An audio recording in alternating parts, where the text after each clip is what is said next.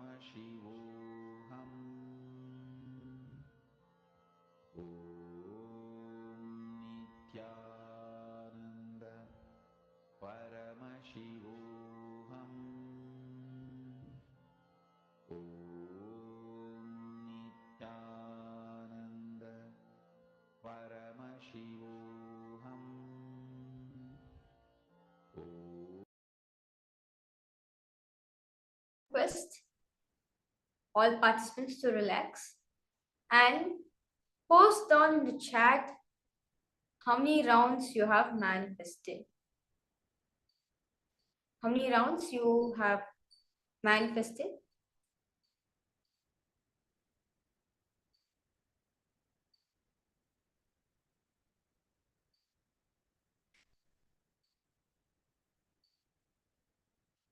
See, don't feel that, okay, they're expecting me to get all rounds correct and everything.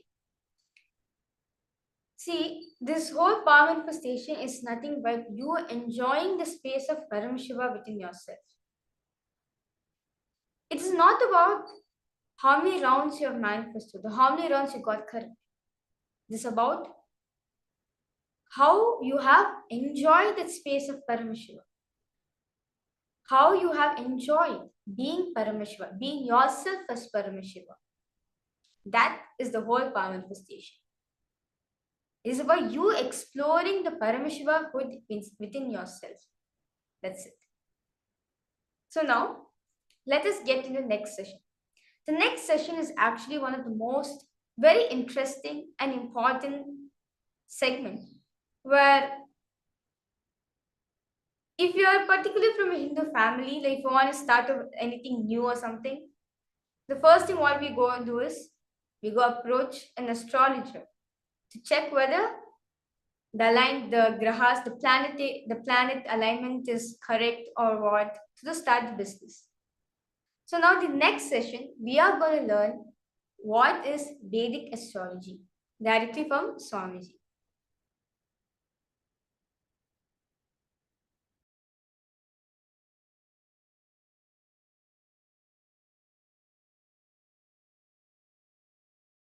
After Arunagiri Yogeshwara taught me the knowledge, Jyotish. Please understand, in Hindu tradition there are two. Jyotish means using conscious energy and aligning yourself with the planets and grahas, seeing the future flow of individual's life and the cosmic happenings. This is called Jyotish. This is consciousness-based education. Then there is a next clerical, mathematical-based education. It's called Surya Siddhanta. Using this conscious knowledge, predicting when is going to be the next solar eclipse, lunar eclipse, when is Amavasya. That's called Surya Siddhanta. Listen, that's more like a building the almanac, Panchanka. That's more a clerical job. Surya Siddhanta, of course, has multi-layer. This pinning down the almanac is one of the important component of Surya Siddhanta. My Guru Raghupati Yogi, he was trying to teach me the Surya Siddhanta after Arunagiri Yogeshwara initiated me in Jyotisha. So, my Guru used to, in charcoal and chalk piece, both, he will draw the different planetary positions and star positions.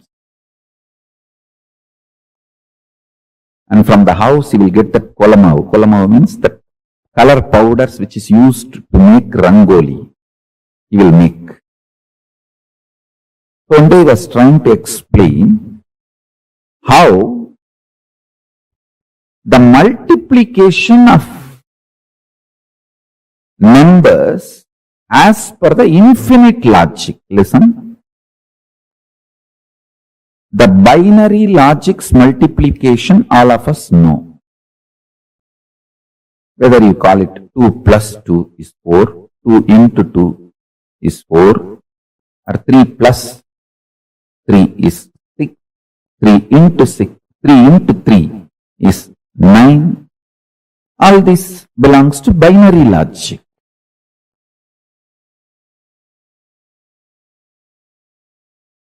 But the square to the power of 3, these all belong to infinite logic. All of you need to know very clearly. All this deep mathematics is the gift from Hindu tradition, and I will prove it to you all. Still, the Western mathematicians neither discovered nor imagined 90% of Hindu mathematics. By revealing all that 90%, I'll prove it is Hindu brain, source of mathematics, because numbers are living gods for Hindus. Please understand. I have seen my gurus. They will just draw the number and worship the number and manifest powers. Just like Varuna, Vayu, Indra, all of them are gods. Just numbers are gods. Please listen.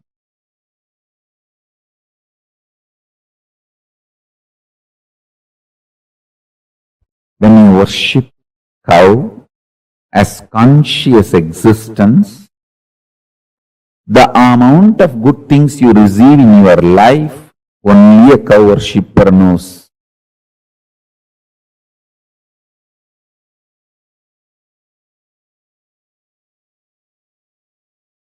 Same way, if you worship the Bhuma Devi as goddess, the amount of good things you get, only a worshipper knows.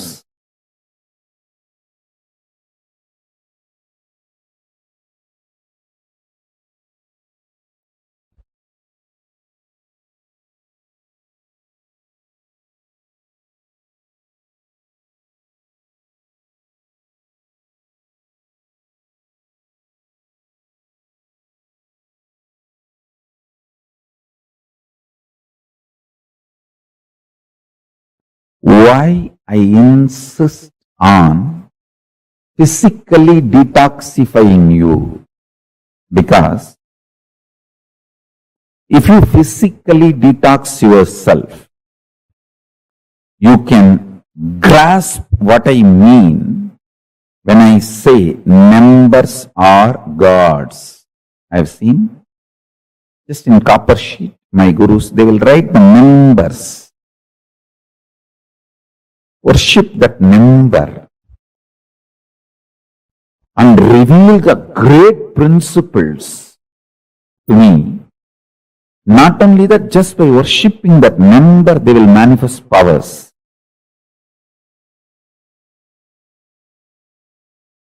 Hinduism, even for physical diagnosis, uses astrology.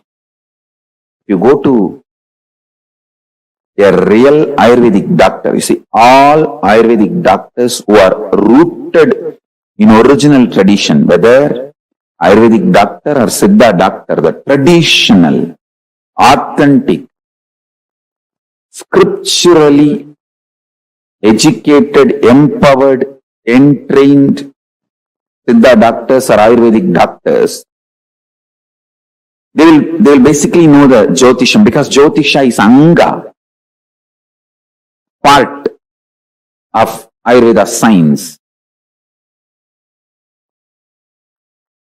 சித்த வைத்தியத்தில் சரம் பார்த்தலும் ஆயுர்வேதத்தில் ஜோதிஷம் பார்த்தலும் மருத்துவத்தின் அடிப்படையான சத்தியங்களுள் ஒன்று. In Siddha tradition, there is something called sarambartal. Means, when you go to the doctor, what was the breathing pattern of the doctor and breathing pattern of you? It's a science. And what was the pattern of the planets? I should say grahas, because the word planets is a mokka. Graha is the living word. For a living being, you cannot use the word it. For a living being, you only can use the word with the reverence of life added to it. Planets are living beings.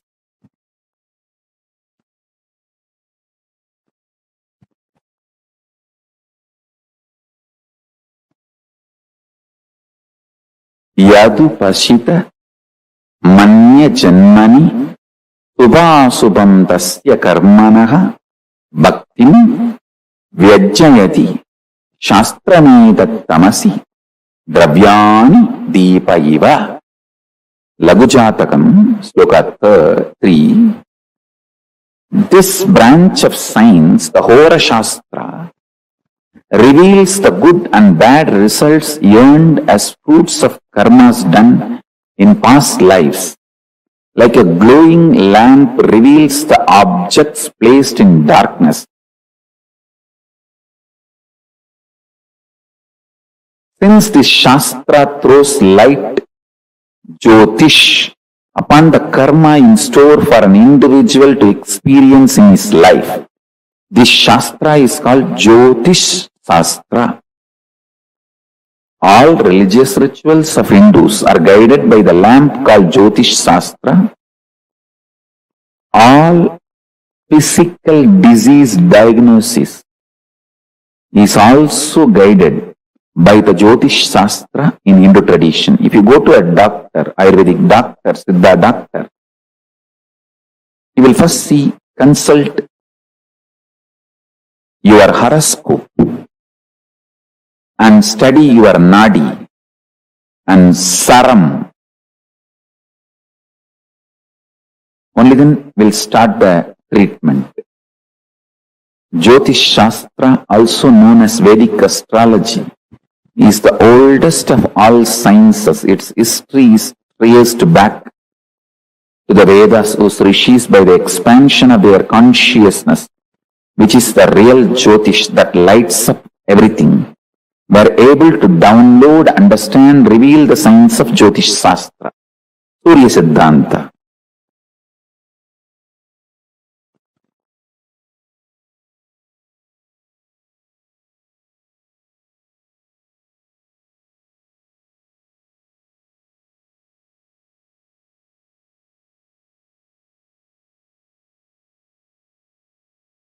Understand?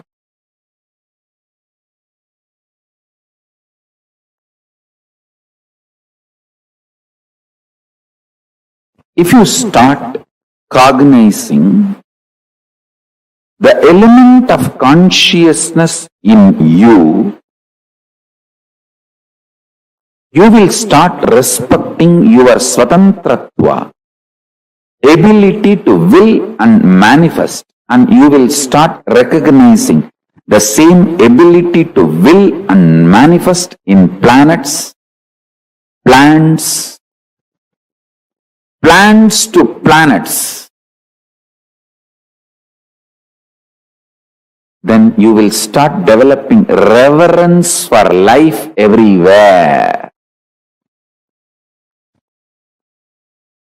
Living with a tremendous love, reverence for life everywhere is only described by Isavasya Upanishad as Ishavashyamidaggun sarvam.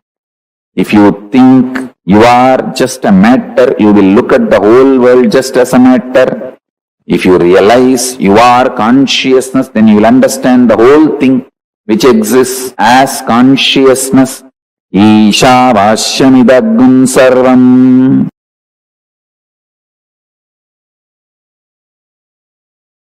Rahu by himself is so powerful, he will not let you go to the Guru. He will delay it as much as he can.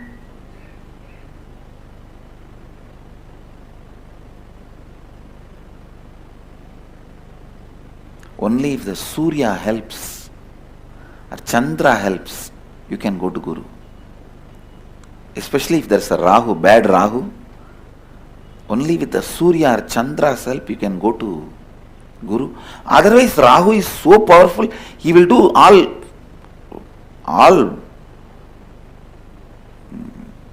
what to say, Rahu has no compassion. I have seen he will even break people's legs and hands so that they will not be able to travel and come to me. I have seen Rahu doing that. He will put them in some bondage. He will break their legs and hands. But I have always seen, in spite of all these problems, somehow if they reach the master, they are liberated. Because Rahu cannot stand in front of Guru. He just has to disappear. Understand, most of your Rahu is identity crisis. Related to your identity you want to play with. Actually, your own blind spots related to your identity. That's the right word I will use. Even the identity crisis has some meaning which you can give on your own. There are some unsaid concepts in the word identity crisis. So it is not the definite definitions of Nithyananda standard.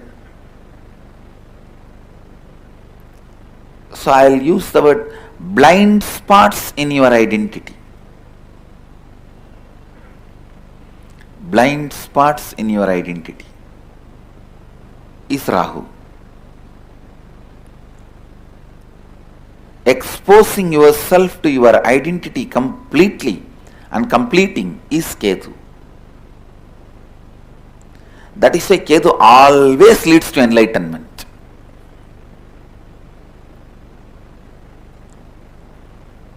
If Ketu is there, please understand, all of them are great energies. Actually, I am giving you the best possible commentary on Vedic astrology. How your mind and planets work, the macrocosm and microcosm.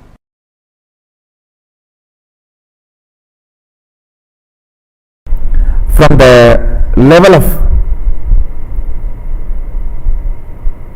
Shushruta, the visionaries, great visionaries, and in India we had a great tradition called medical astrology or astrology medicine, where Varahamigara, the great masters, they will study even the nakshatra and grahas and time, and then based on that they will give medicines.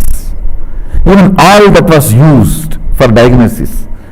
So somewhere all these understandings internalized medical system, which will be the greatest gift to the world from India.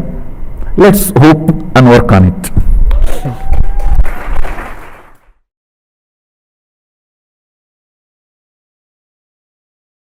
You are made of 5 elements.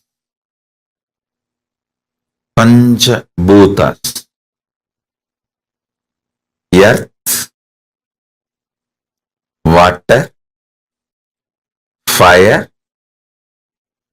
air, space. In Sanskrit, Prithvi, Appu, Agni, Prana or Vayu, and Akasha or ether. So listen. Science of reaping the benefits of the space is astrology. If you understand astrology, every day you can see success, because morning itself you will know in which direction if you put your energy, you will continuously get success. Listen, astrology is not to put rules on you, but to give you the profit loss warning. Listen carefully. Look at astrology only as the secret insider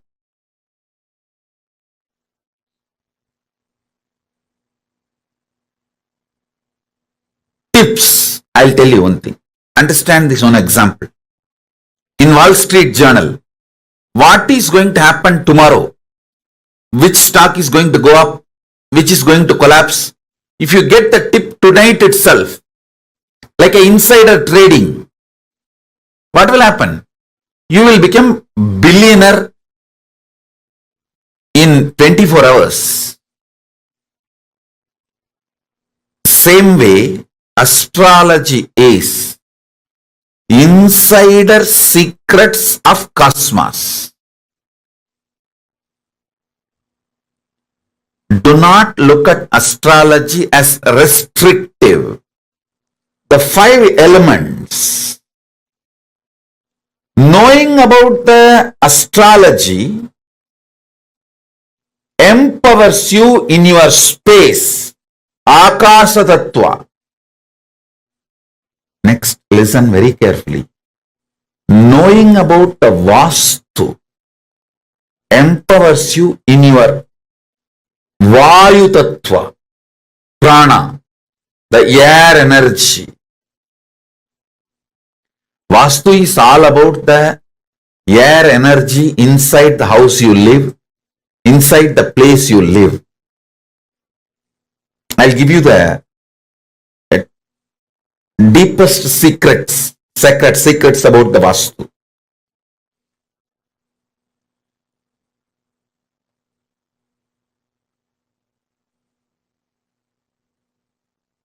In your own house,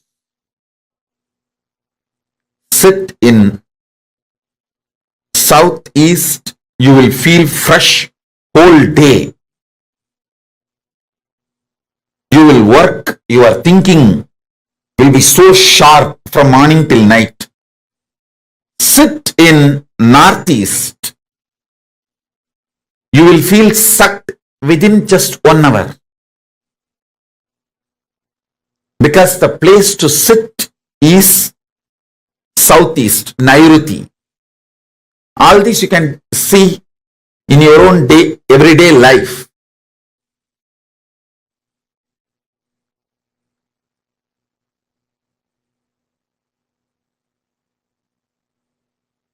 I'll give you more detailed secrets about the Vastu.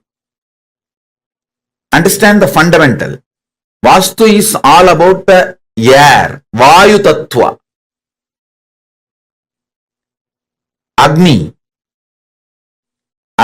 in you, the fire element in you can be mastered by the proper havans, yajnas, homas.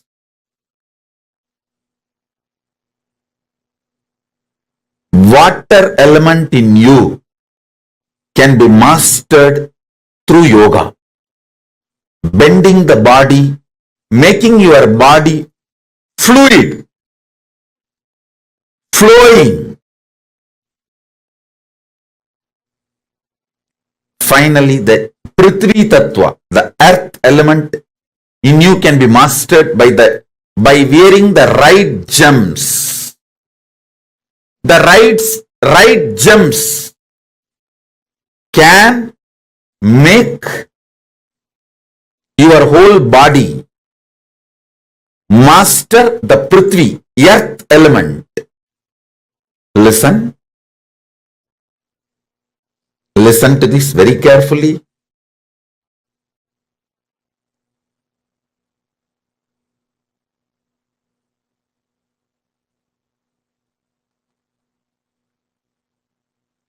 Astrology will empower you from Akasha. I'll give you some of the basic understanding. The sun. Let me bow down to Navagrahas. Receive their grace by praying to them, offering ourselves to them, requesting them to reveal themselves to us.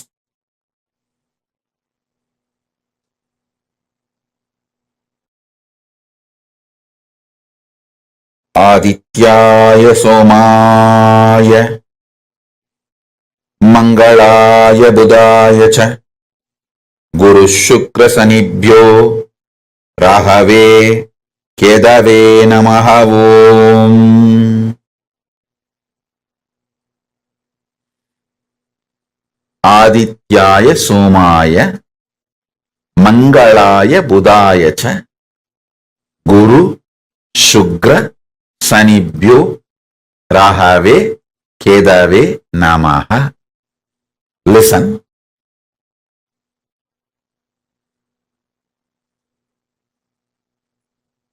The truths I am revealing to you now is not only just words, it is an experience.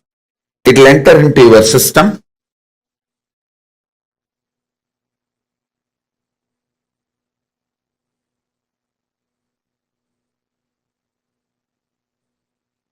With the grace of Paramashiva,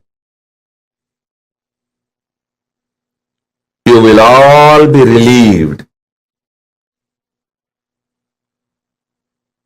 from all the graha doshas, vastu doshas, and any dosha in the gemology, any dosha in numerology, you will be free from all the doshas, and all these higher energies will support you. Listen.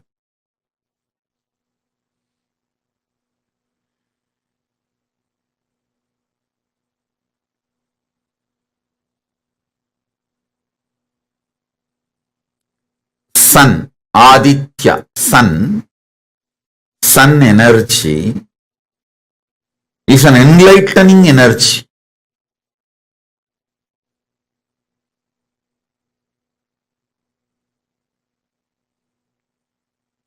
Each of these grahas, when they peak, they manifest certain energies. And it is not actually restricting, it is empowering. When you know your sun energy is in peak, spend your time towards unclutching and enlightenment.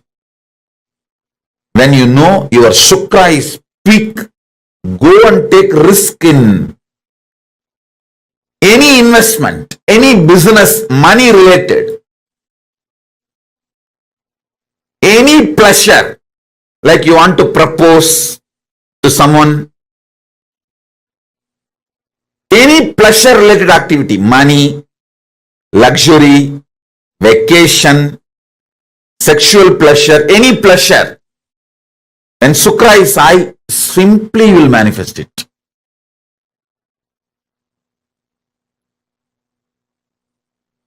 When Guru is high, all the right things you want to do, like you want to build a temple, or you want to build a ashram, you want to build KAILASA, or you want to build do some good activity. When Guru is high, it will be successful.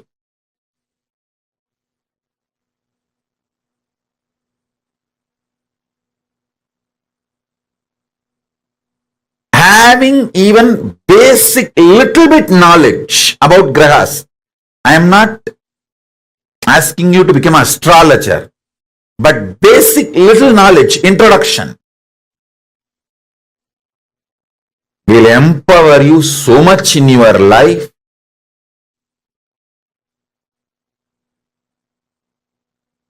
You will be so successful. Your efforts will not be wasted. You will have the maximum productivity in your life. Your whole day will be absolutely productive. Absolutely productive. I'm telling you.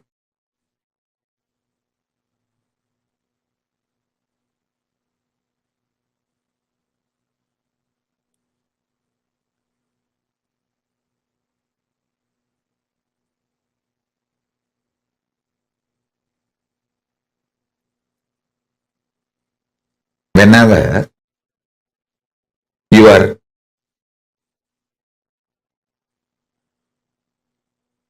Pingala, means right side breathing, is stronger than left side. Right nostril is more active than the left nostril. Sit and do planning, visualization, unclutching, all the creative things. Expansion plans. You will be successful because your brain will be able to cognize without blind spots.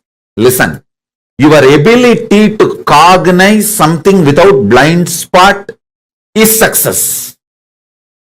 Why failure? Because your brain forgets to cognize the blind spots. I have seen so many people so deluded. When I give them some advice, hey, do this, don't do that, they think, it's okay, when it comes I will face it. Actually when it comes you won't be able to face it. But they don't listen. They don't listen. What to do? 10 years of their hard work, they will destroy it in 1 year. Or one decision, not even 1 year, one decision, the whole thing goes down the drain.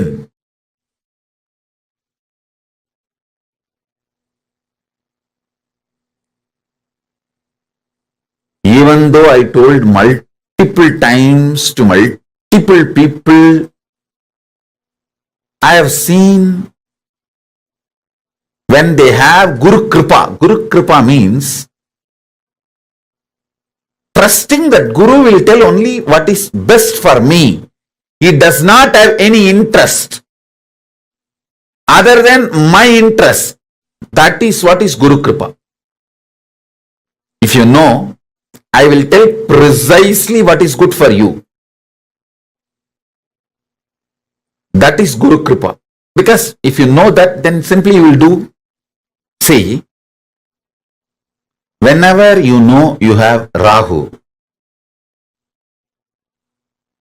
don't focus anything other than taking revenge on your enemies. Rahu is such powerful guy. When Rahu is holding your brain, whoever you think about in your brain, you will finish them off. Understand? See, always people were thinking Rahu Dasa is bad. Rahu is bad. No! Rahu will destroy all your enemies. See, when Rahu is possessing your brain, Rahu is high on you, just remember your boss, manager, whoever you want to take revenge. Nothing else is required. He will finish them. And so much things will be cleared for you to proceed further. You don't need to take revenge on people. Just wait for Rahu to possess your brain. That time just think about them. See, when Guru is high, don't try to attack your enemies. You will fail. When Rahu is high, you don't even need to attack your enemies. Just remember these are the fellows, your enemies in your brain. When you see Rahu does not have any sense of direction. He is extreme violence. He doesn't have a reason, logic. Anybody you keep in front of him, he will kill them. He will destroy them. So whenever Rahu is high, don't sit and do business plan. No.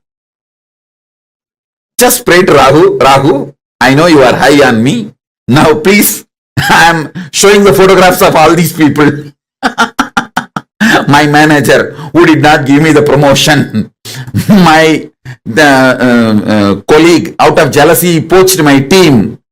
And this fellow out of jealousy, he destroyed my relationship. And this girl, out of jealousy, she took away my wife, my husband. And all those people, you keep them in the stock when Rahu is high on your energy, which is supposed to be the bad time. All astrologers will tell you, oh, when Rahu is high, just keep quiet, don't do anything. I tell you the secret. When Rahu is high, meditate on all those fellows whom you need to destroy. Think about all the fellows who you need to destroy in your life. See, he will do the job for you. He will simply do the job for you. Use all the cosmic energies.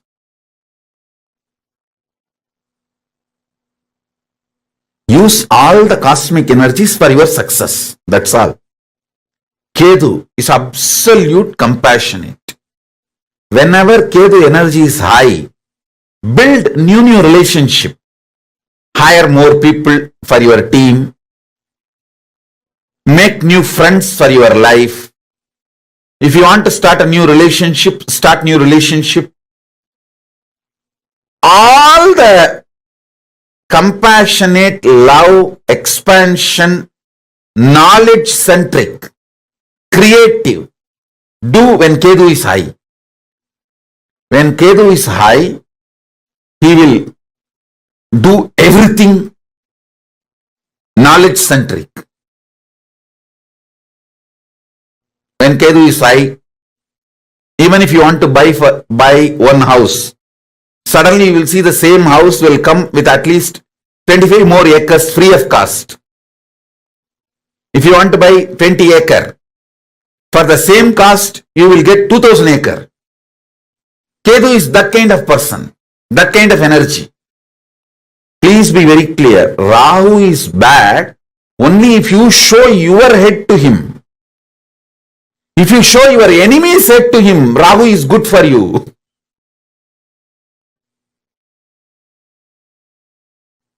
So learn how to use Rahu. Buddha is the pure intuition. Whenever the Buddha is high, go do what your intuition reveals. Listen. Shani is power, not bad. Power. And pure honesty and authenticity. Sunny will actually expose you to you. That is why he is called Dharmakaraka, who teaches Dharma, righteousness. Meditate on each one of these revelations. You can easily use the powers of grihas. Powers of grihas. You can easily use the astrology in your day-to-day life. See, most graceful, protective, managing everyone and making the whole thing happen is Guru. Ultimately, if you connect with the Guru Graha, he is considered as a Subhagraha, most powerful Subhagraha. He will somehow plan and make it happen. That is the beauty of Guru. Even if you have messed up 100 times with the 200 things, he will somehow do the best for you in the given situation. That's Guru.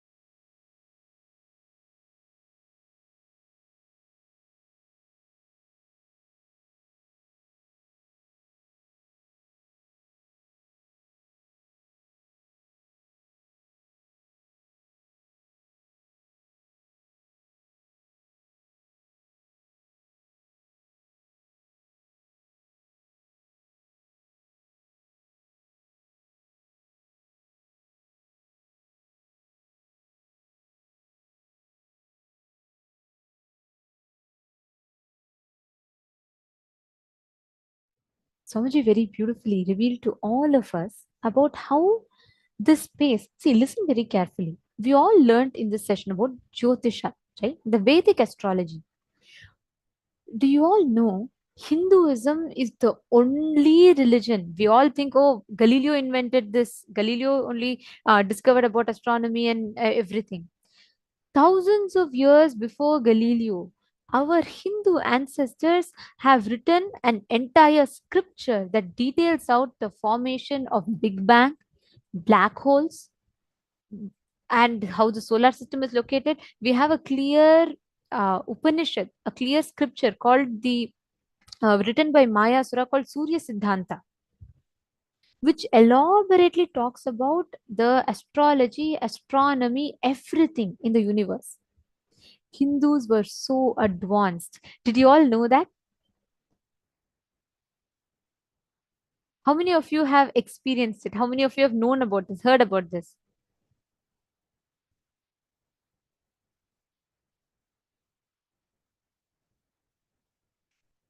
Ma, I'm seeing so many of you here. Ma Maha, Ma Anna, Ma Irene, Ma Anne Marie, Ma Sarlananda, Ma Jnana Pradayini, Ma Bassi Nuvaldas, Ma Eleanor Mayer, Ma Hedy Schlack. Come on, Nithyanandam. Actually, you all should know. This whole science was gifted to the world.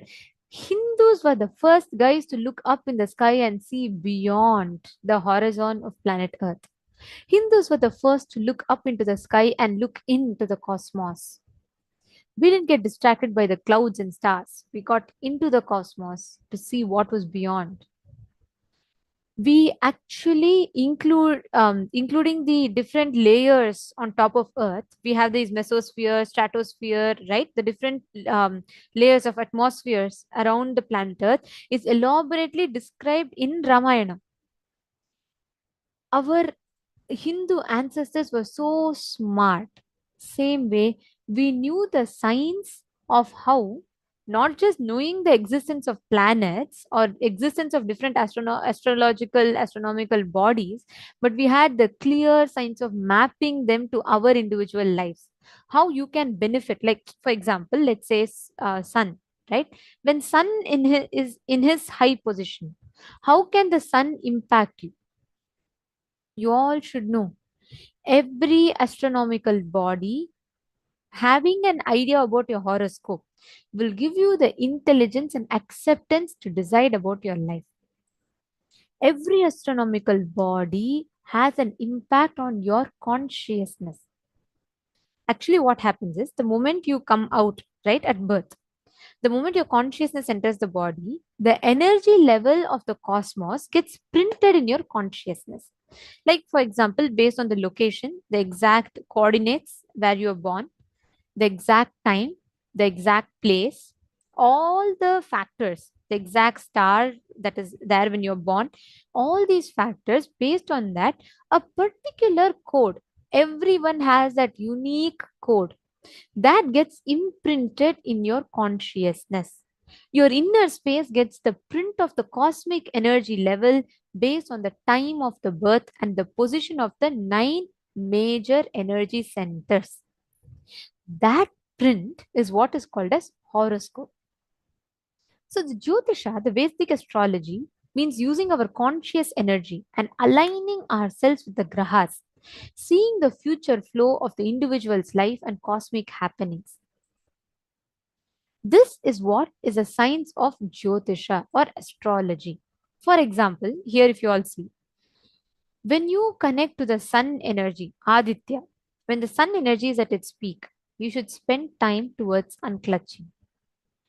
Shukra, any pleasure related activity, money, luxury, vacation, when Shukra is high, simply he will manifest it. Next, when Guru is the most graceful, proactive person who's managing everyone, dragging and making the whole thing happen. When Guru is high, do any auspicious activity like building an Adinam, KAILASA, he's the best for that. When Rahu is high, do completion process because actually when Rahu is the element or planetary energy, when he is high, anyone you think of, he'll destroy. Anything that you think of. That's why they'll say you should never go out during Rahu Kalam. You should never make business during Rahu Kalam. You should never make auspicious decisions during Rahu Kalam, because during the Rahu energy being at its peak, any good decisions you make, he will destroy it. And any enemy you remember, anything that you want to really get destroyed, you remember, you will simply experience Rahu will clear it for you. So understand, Rahu is that intense energy of destruction, but you can use it for destroying good things or bad things. Next, Ketu. Ketu energy is actually absolute compassion. Like whenever Ketu energy is high, all new relationships you build, like you want to hire more people for your business, make new friends for your life. When Ketu is high, even if you want to buy one house, suddenly you will see the same house will come with 25 acres of free land. Same Buddha. Buddha is pure intuition. Whenever Buddha is high, do what your intuition reveals to you. You will be successful. When Shani is there, we all say Shade Sat, right? When Shani, the Saturn energy, when Shani is there, understand Shani is power, pure honesty and authenticity. So whenever Shani is there, you will see he will not do anything destructive. He will simply keep exposing you to you. Means any incompletion you do from, he will give the incompletion back to you. At least Ketu is compassion. Buddha is intuition. He'll make you have the intuition of what is going to happen. Shani will wait all the non-integrities that you do. He will keep giving it back to you. That is why people are terrorized about Shani. Now, each of them, I'm going to project this for you a few minutes, and I request each of you to pen down and type and post it on the chat the impact of each of these grahas.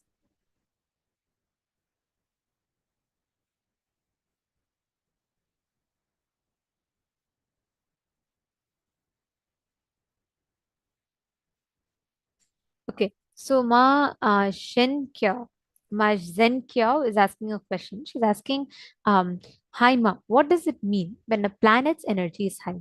Okay, now from the current position that you are in, like based on the cosmic blueprint, remember I said about horoscope. Based on the horoscope position imprint on you, you have a certain influence over the grahas, and the grahas have a certain influence over you.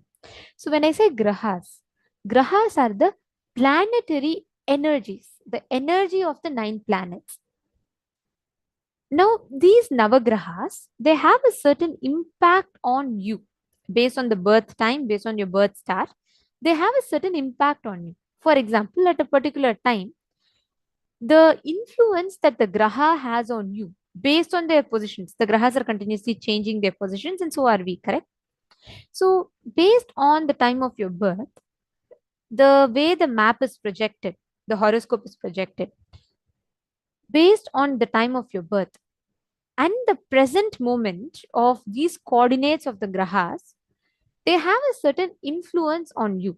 They will say, for example, for almost 6 years, you will have Shade Sat. The Saturn's energy will be at its peak.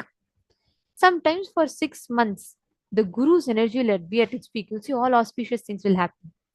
These horoscopes, the planetary energy is nothing but each of these grahas, the impact that they have on you based on the position that you sit on, that you are in. Ma Zenkya, are you catching it? Ma Kareen Shivanadarajan. I think Buddha is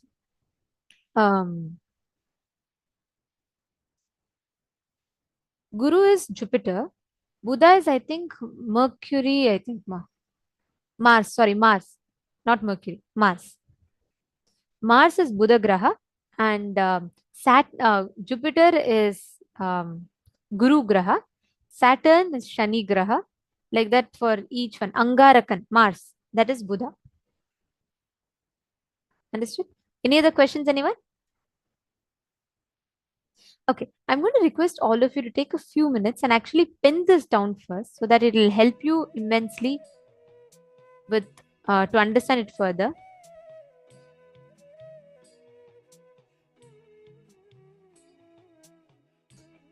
Yes, it is Mercury. That's right. Ma Karin Shivan and Rajan.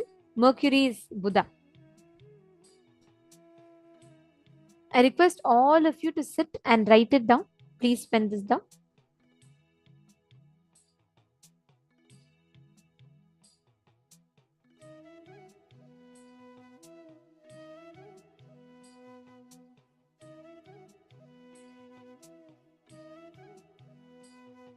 Oh, sorry, Ma Karin. I think I confused you. I'll tell you clearly.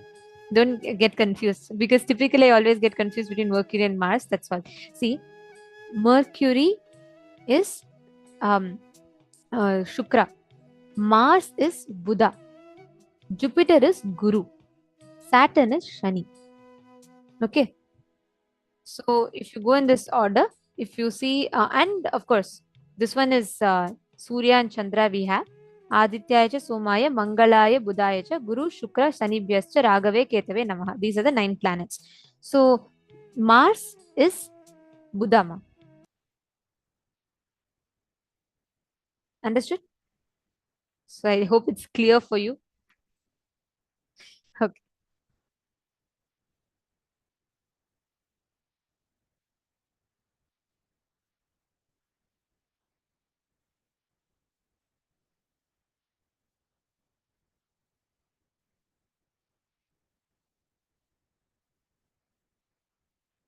You can even look up online. Swamiji has himself spoken on this. Mars, okay, Magili Karen is asking if Mars is Kartikeya. Kartikeya is not part of any planet. See, Aditya, Soma. I'll tell you all the Sanskrit names. You can Google and verify. You can all go back, even Swamiji's these things. Aditya, Sun, Soma, Moon, Aditya, Somaya, Mangala, Buddha, Guru, Shukra, Shani, and Rahu and Ketu. These are the 9 planets. So they're all mapped to corresponding energy. So Kartikeya is not in any of the 9 planets. Okay, I'm going to be projecting this to all of you for you all to write down.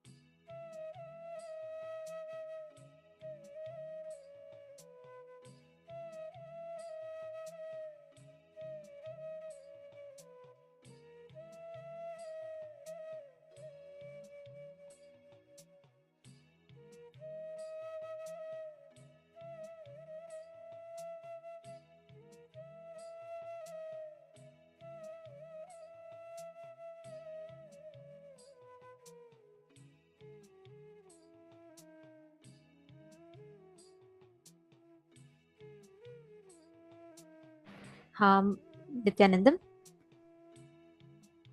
Hope all of you have finished writing this down.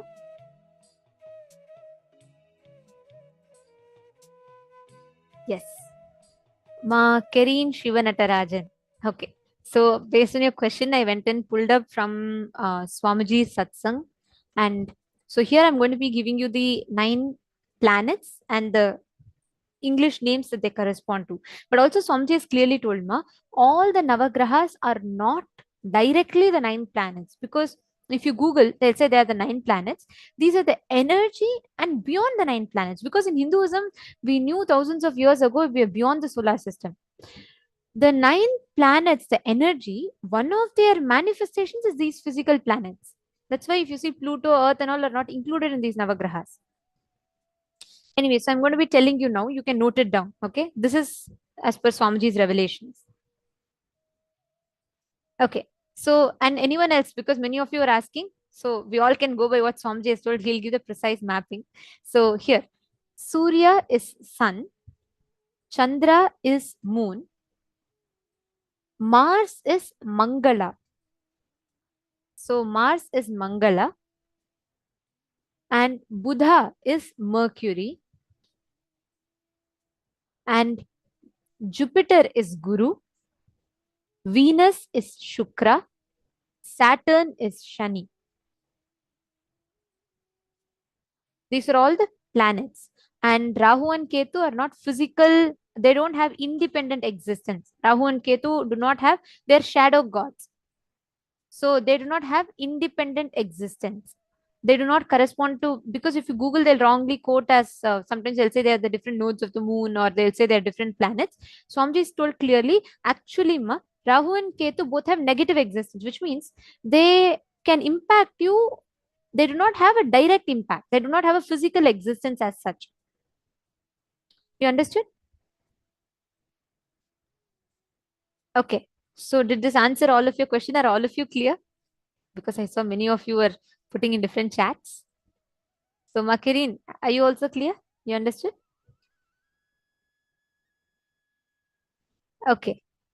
And now I request each of you to take a few minutes to enter into manifesting the power, where you're all going to be scanning an incident that your partner is thinking about. Connect to your partner, ask them to visualize any incident. For example, they can say, okay, what happened on my 4th birthday? What happened on my 15th birthday? And they can remember any incident, and you're going to be scanning in detail and sharing with them what exactly happened on that particular date. Please take a few minutes. I request all of you to connect to your partner and start the power manifestation.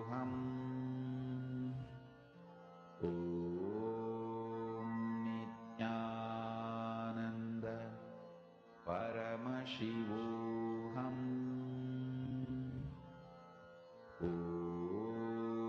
Nithyananda Paramashivoham Nithyananda Paramashivoham Nithyananda Paramashivoham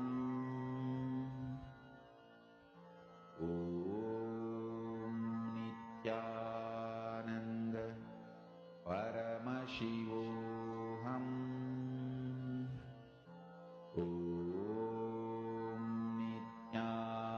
Nithyananda Paramashivoham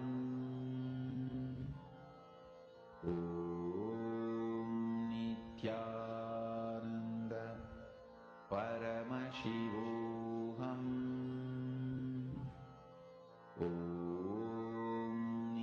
Nithyananda Paramashivoham Nithyananda Paramashivoham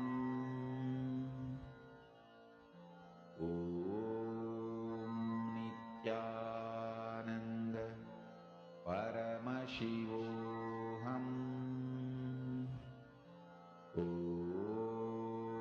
Nithyananda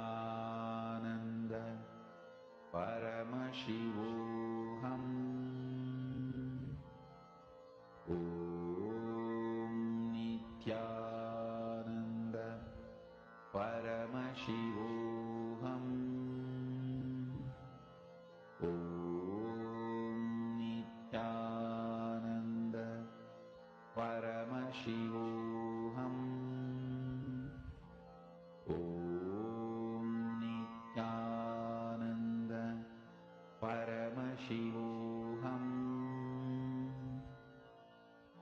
Om Nithyananda Paramashivoham Om Nithyananda Paramashivoham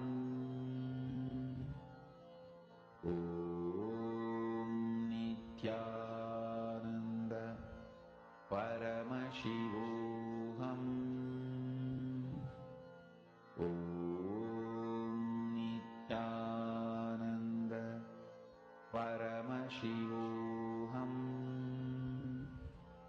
Om Nithyananda Paramashivoham Om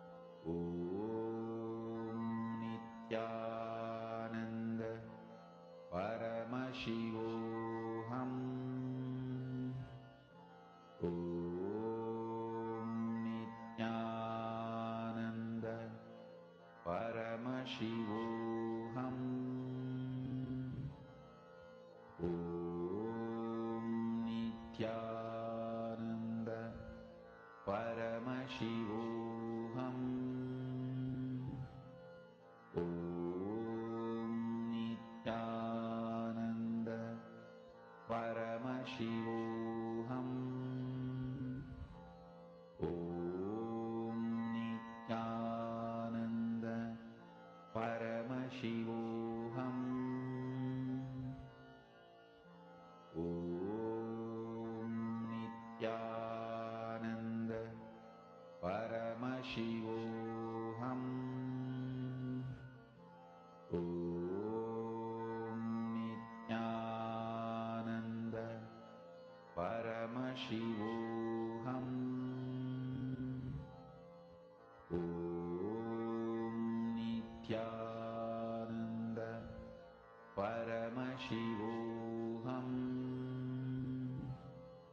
Om Nithyananda Paramashivoham Om Nithyananda Paramashivoham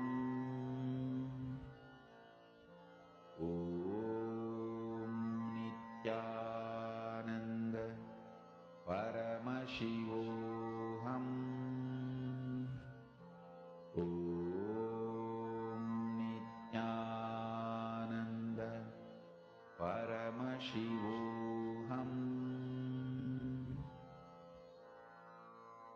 Mahamahavagya, spiritual lullaby for Samadhi, and Suprabhatam, wake up call, wake up song for Paramashiva. This Mahamahavagya is spiritual lullaby for you to fall into Samadhi. Suprabhatam, wake up song for Paramashiva to wake up in you. Just remember this one powerful cognition. This Mahamahavagya puts me in Samadhi. This is spiritual lullaby for Samadhi. And Suprabhatam, wake up song for Paramashiva in me. For Paramashiva to manifest. With this one spiritual powerful cognition, chant this Mahamahavagya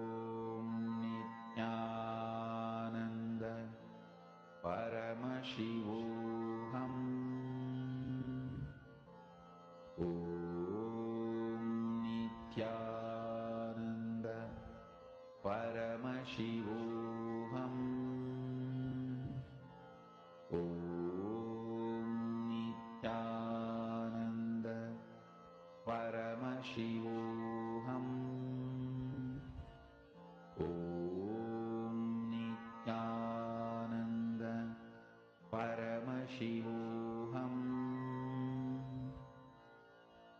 Om Nithyananda Paramashivoham. Om Nithyananda Paramashivoham. Om Nithyananda Paramashivoham. Om Nithyananda Paramashivoham. Om Nithyananda Paramashivoham. Om Nithyananda Paramashivoham. Om Please relax. Nithyananda Slowly settle down. Paramashivoham. Now we will be entering into the next session where we learn about the concept of universe. What is universe?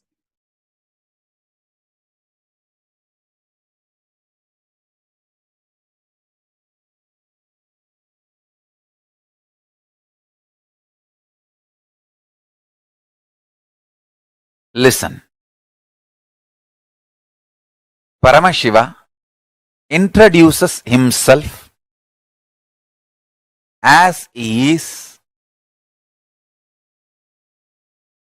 in Vedas and Agamas and Puranas.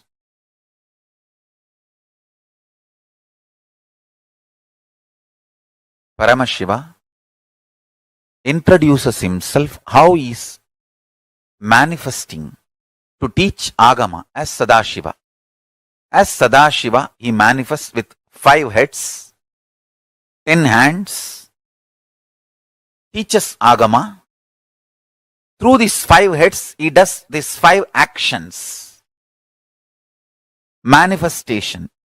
It's called Srishti. Manifestation. Then Sthiti. Sustenance. Then Samhara. Rejuvenation. Then Prabhava. Pulling out of delusion. Then Anugraha. Liberation. Listen. Listen carefully. Sthiti. Sthiti means maintenance. The first action is Srishti. Second is Sthiti. Third, Sthiti means maintenance. First, Srishti, manifestation. Sthiti, maintenance or sustenance. Samhara, rejuvenation or dissolving or destruction, whatever word you want to use. Samhara, literally the word Samhara means transformation, rejuvenation. It one becoming another. So listen carefully. Srishti, manifestation. Sthiti, maintenance. Samhara,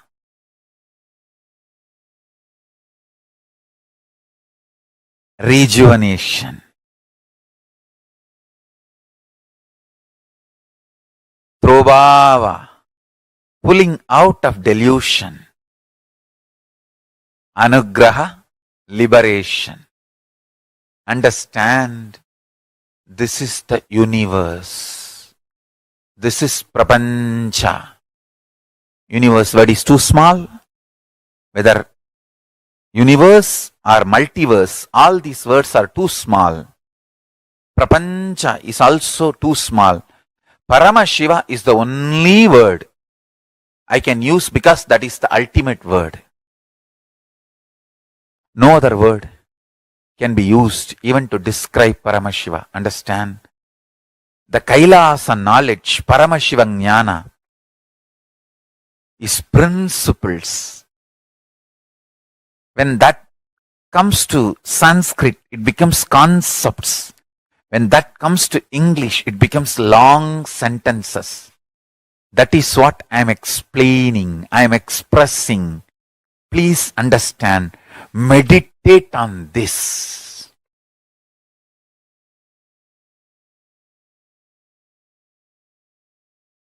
The space,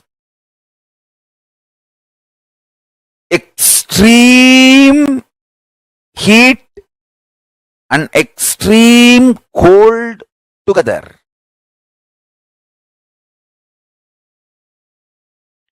Like a source from where the idea of weather emerges, where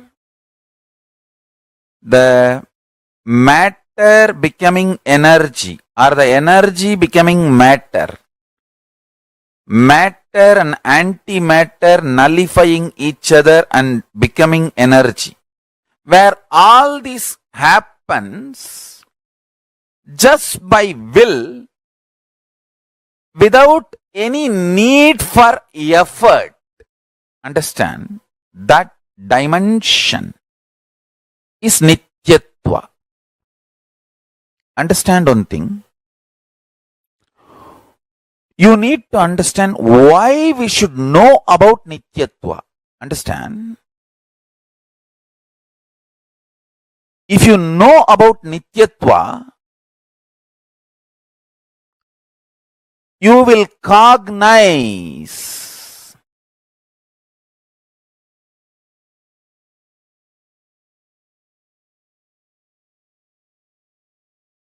the basis foundation of your existence is Nityatva. Anything you cognize as the foundation of your basis, that becomes your basis. Understand? Because you strongly believed length, breadth, depth is your foundation. That is the fundamental principle on which you exist. You are pushed into this length, breadth, depth dimension. If you decide to cognize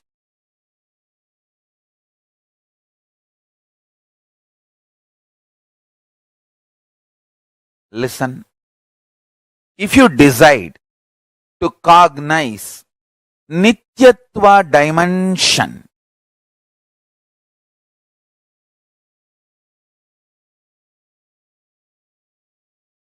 your inner space will be so beautifully attracted to that Nityatva dimension.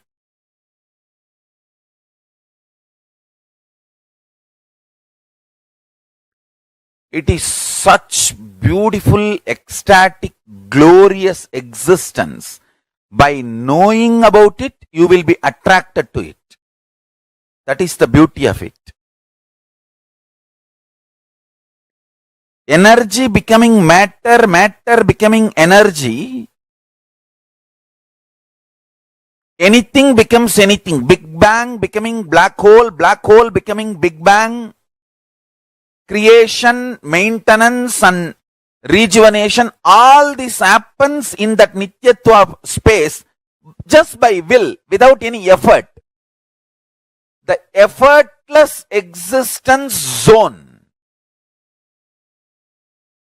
To establish yourself in that effortless existence zone, you just need a simple cognition, understanding, conviction about that space existing in you. Like a length, depth, breadth, Nityatva is one of the dimension of the universe. Listen. Like a length, breadth, depth, time, space, Nityatva is one of the dimension of the universe. Sivaparamburulin Sitta Suddha Sugabodha Jnanasanam Nityatvam. சித்தாந்த சைவத்திலிருந்து இந்த statement சொல்றேன், நல்லா புரிஞ்சுக்குங்க. இன் சித்தாந்த Saivism tradition, Saiva Siddhanta tradition, நித்யத்துவா is considered as the seat of Paramashiva.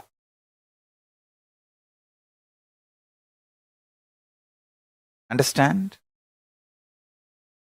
Like a length, breadth, depth, time and space is the dimensions of the universe. Nityatva is one of the dimension of the universe. Actually, when you cross the level of length, breadth, depth, time and space, it is no more a universe, it is multiverse. Multiple verses exist. That is why Hinduism has multiple gods. It's not that only one God exists. Actually, multiple gods exist. Because the Hindus have gone into the depths of the cosmology. They know the multiverse and they know the multiple gods existing.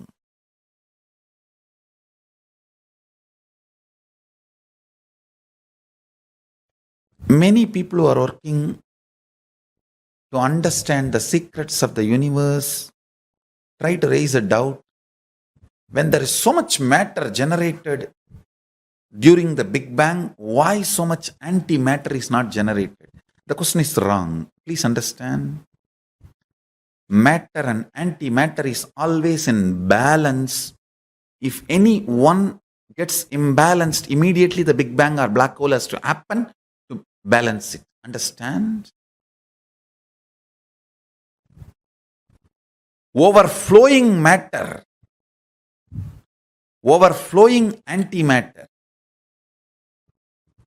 need to be in samana for maintenance, means sthiti. Please listen carefully. From the influence of the antimatter, matter manifesting is Big Bang. From the influence of the matter, antimatter manifesting is black hole. If there is a sustenance, life perception, matter and antimatter is balanced, enough and equal amount of antimatter also is produced when matter is produced. Antimatter means, listen carefully, Paramashiva clearly defines all the thought currents, emotions, patterns, which is there in all of us, which is responsible for our functioning, but which is not perceived as material, is antimatter. Listen. Which is there in all of us, patterns, emotions, thought currents, feelings, experiences, which is responsible for our functioning, our existence, which matters for our existence, but which is not perceived as material, is antimatter. Enough quantity of antimatter also is released along with matter. Person who understands antimatter matters for life starts making the cognitions related to antimatter. I tell you, how much you avoid poison, poisonous food, toxics in your system, that much you need to avoid toxic patterns and poisonous patterns. But unfortunately, you always recognize matter as existence and never recognize antimatter. You don't give the due right to the antimatter in your life and fail, land in accidents and collapse. If you cognize the higher reality about the antimatter, your life will be a powerful manifestation of completion, fulfillment, higher form of existence. Understand? The first powerful cognition you need to cognize: whatever you perceive as matter, existence of your life, equivalent amount you need to perceive, cognize the antimatter component of your life. Antimatter, avyakta, unmanifest, drives the matter. Antimatter is the energy source of the matter. The avyakta manifests as vyakta, and avyakta continues to be the driving force of the vyakta.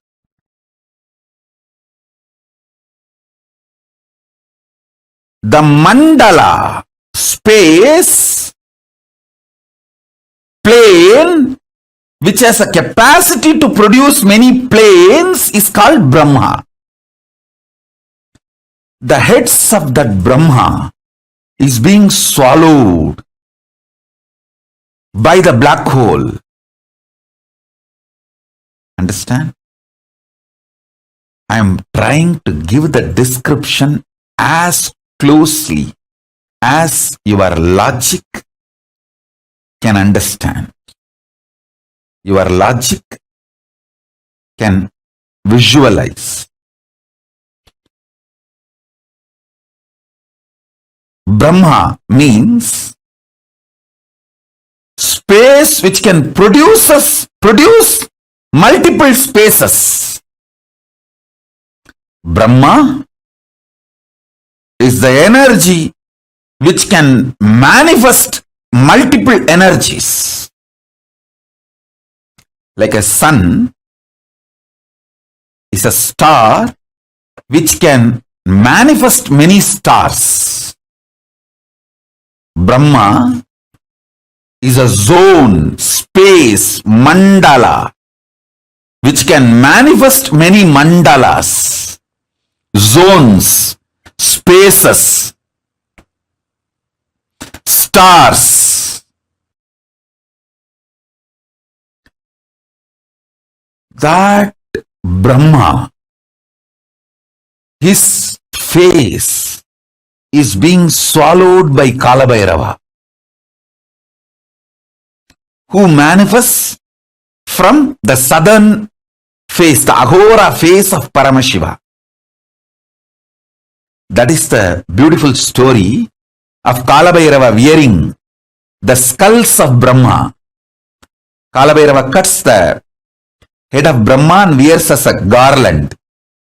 If you see all Kalabhairava deity, he will be wearing the skull garland. It's not ordinary human skull. It's a Kalabhairava's skull.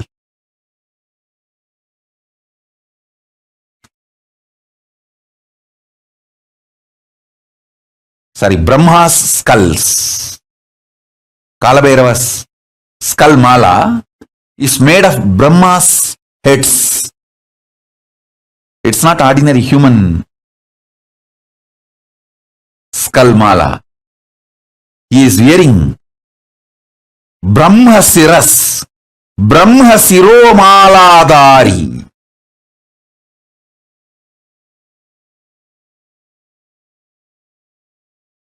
The Brahma's heads are worn as garland by Kalabhairava. Deeply listen. Paramashiva, his five phases: creation, sustenance, rejuvenation, putting in delusion, liberation. This five phases: Srishti, Sthiti, Samhara, Tirobhava, Anugraha. In this five phases, the Samhara, rejuvenation phase, from that manifests Kalabhairava, cosmic black hole that swallows Brahma's heads, Brahma Kapalas. Paramashiva, as Kalabhairava, wears the garland made of Brahma's skulls. What is the Brahma's skull, Brahma's head? The star which produces stars is Brahma's head. I'll narrate a story. Understand the truth behind the story.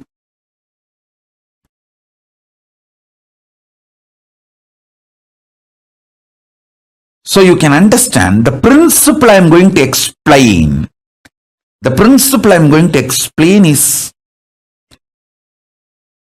science of rejuvenation through collective integrity.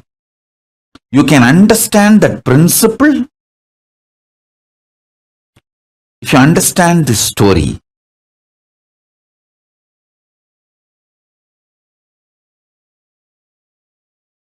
All of us know Paramashiva gave Sudarshana Chakra to Vishnu. O Parandama, forgive me. In any way, I portray you, create any misunderstanding knowingly or unknowingly. I'm just trying to narrate the story of KAILASA in the human language, which is very inadequate.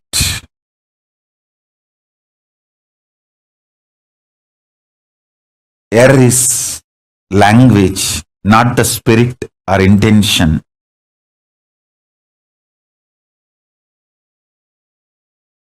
Listen to the story.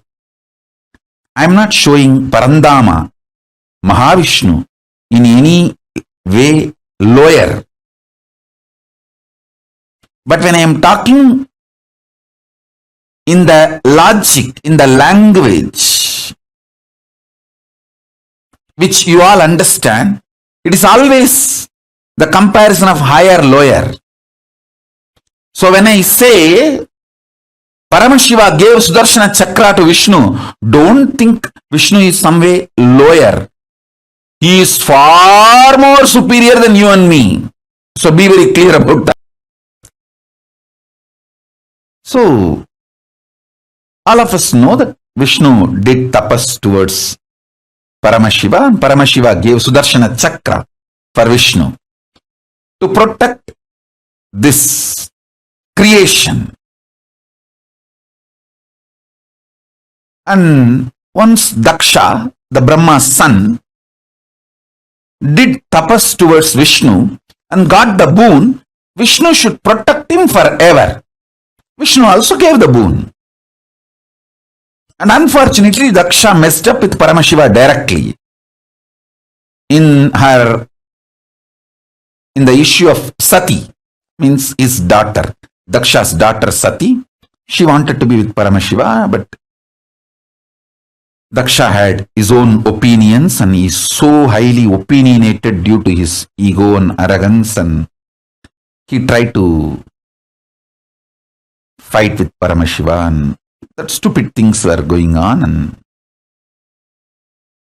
and in his extreme attachment for her daughter, for his daughter, he started going against Paramashiva, but finally he went against his own daughter. That is the delusion and the blind spots When you create a delusion and delusion based anger and violence, it will not be directed only towards your enemy, it will be directed even towards the people whom you love, and finally it will direct itself towards you, and it's like a suicide. That is why the blind spot centric arrogance, the delusion based arrogance and violence is always not just murderous, it is suicidal. So this guy, Daksha, got into that mess. And again I wanted to tell you all, based on this story which I am narrating, don't try to underestimate Daksha also. He is surely far higher than you. So these are the stories from the different plane. So remember that and learn only the truth.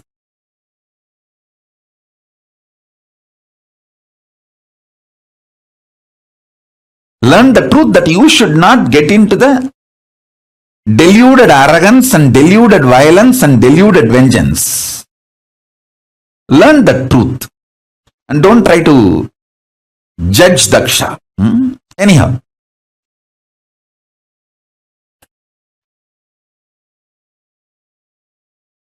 So this Daksha did a yajna, disrespecting Paramashiva without offering the offerings to Paramashiva. Sati came directly, Parashakti came directly to teach lesson to Daksha, but unfortunately Daksha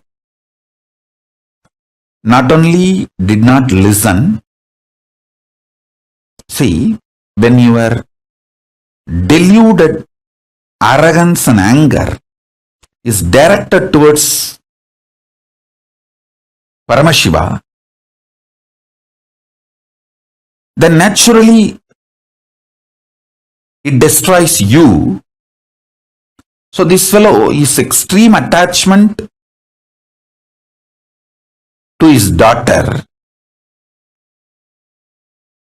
He developed anger towards Paramashiva. Finally, that same anger, due to his delusion, he directed it towards his own daughter, for whom he developed anger towards Paramashiva, and then finally that anger destroyed him. He directed that same anger on Sati, and Sati just gave the body back, the body given by Daksha.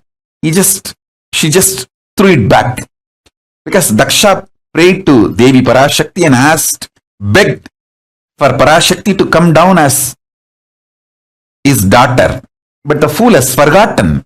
He brought Parashakti herself as his daughter, and he became deluded. Anyhow, you all know the story that she gave up the body Daksha gave and showed her original form of Dasamahavidya, that she is Parashakti.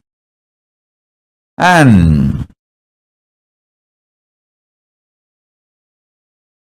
then Paramashiva manifested as Veerabhadra to come and teach a lesson to this Daksha's arrogance. Vishnu is caught because he gave a commitment to Daksha. He gave a word to Daksha that he will protect Daksha forever. He has to maintain his integrity.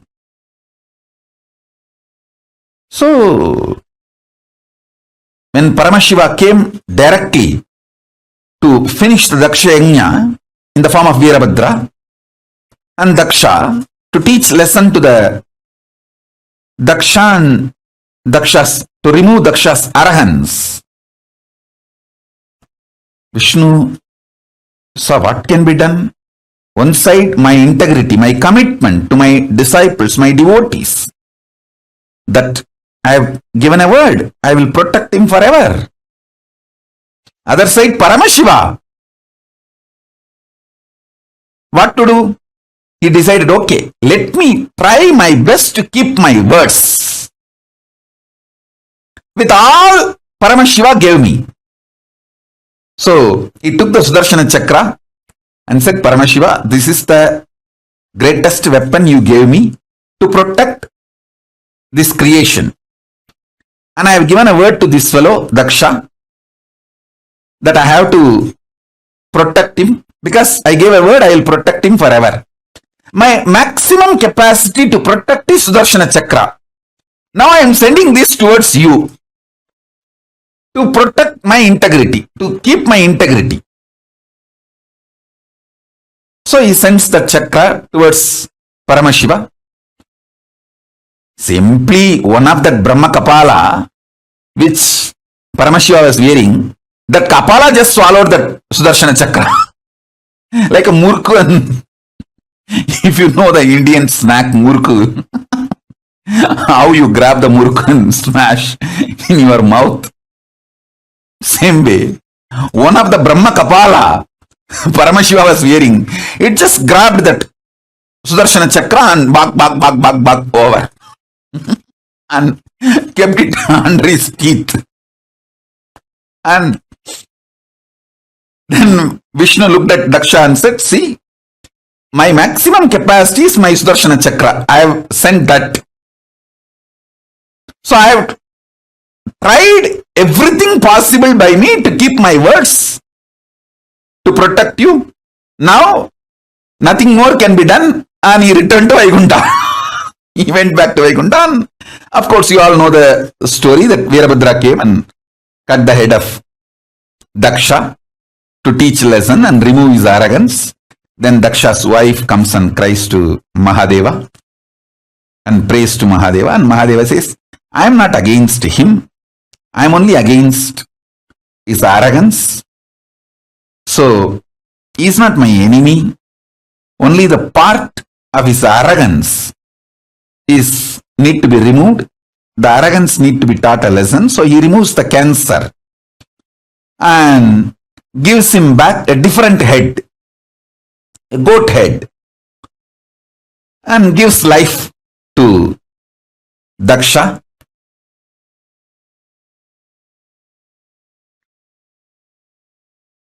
This story has a very deep significance.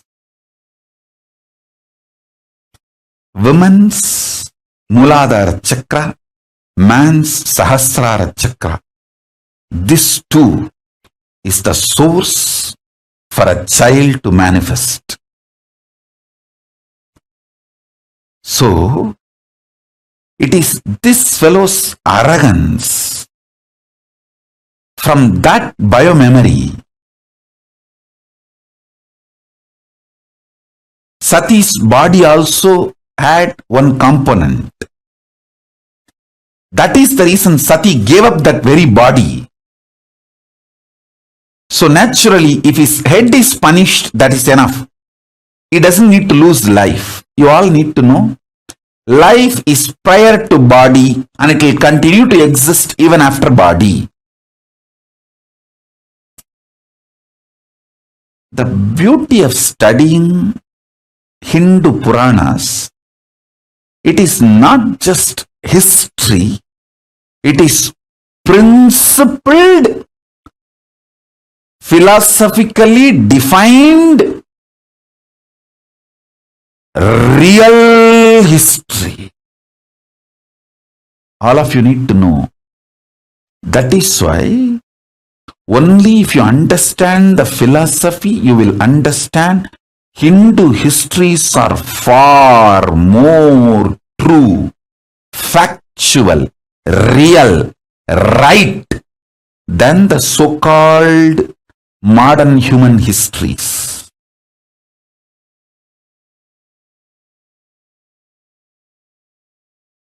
So-called modern human histories.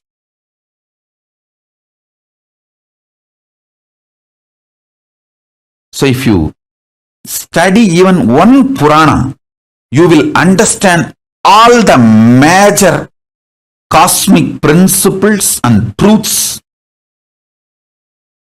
completely.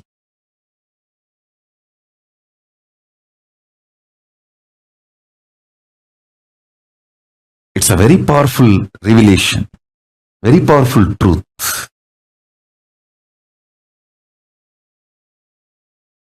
So Paramashiva just removes only the tumor, gives life back to him with a goat head, and the story goes. All this is okay. But in this whole drama, Vishnu lost chakra, his Sudarshana chakra. Now, how he will protect the world? He has to protect the world, his devotees. There are so many things need to be done, which is dependent on his Sudarshana chakra. Then he prays to Paramashiva, starts meditating again, doing tapas. Mahadeva, please give that Sudarshana chakra back. I have to maintain this universe. I have to protect this universe as per your order. Because you ordained me to protect this universe. In this, I got into the mess by giving a commitment to Daksha. I never imagined this fool will go against you and create a mess for me also. It is extremely stupid. So Kalabhairava appears and asks Vishnu, come on, tell me, what do you want? Vishnu says, give me that Sudarshana chakra back.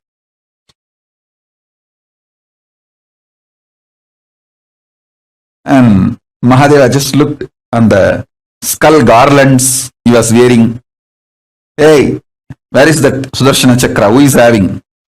One skull said, I'm only having it's in my teeth. I just grabbed it because I was the nearest one.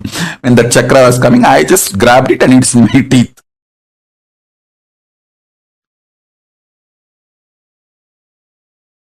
And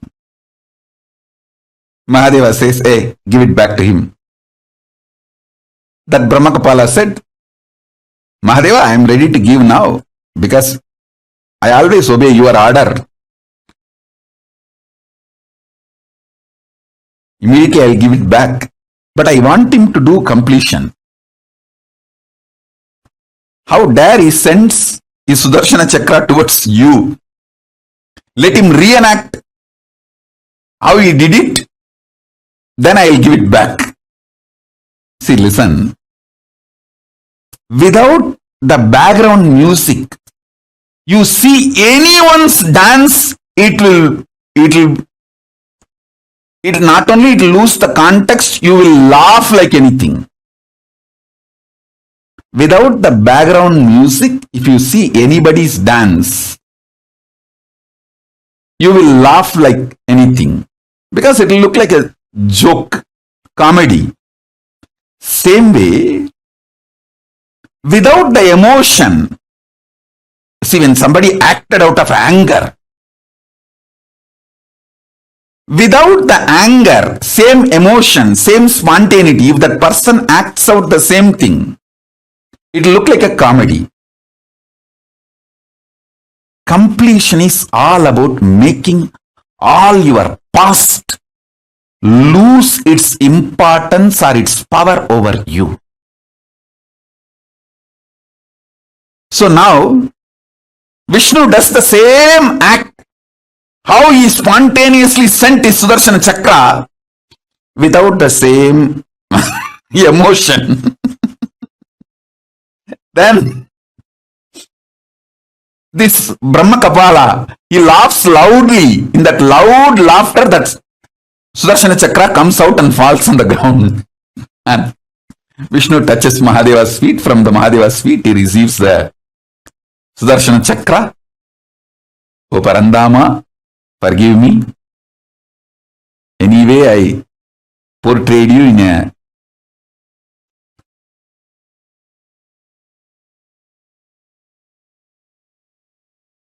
dim light,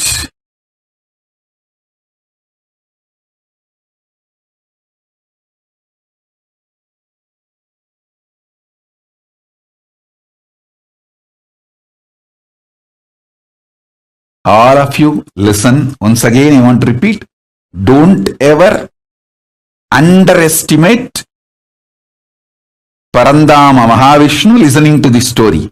The story is told to show the greatness of Paramashiva, but not to show Parandama in any dim light or low idea.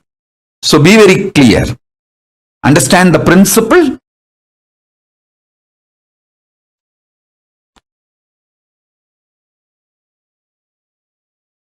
Don't try to have low idea even about Daksha. So these cosmic stories, just understand the principle I am trying to convey. Don't try to do your own gadbad, your own judging and creating mess.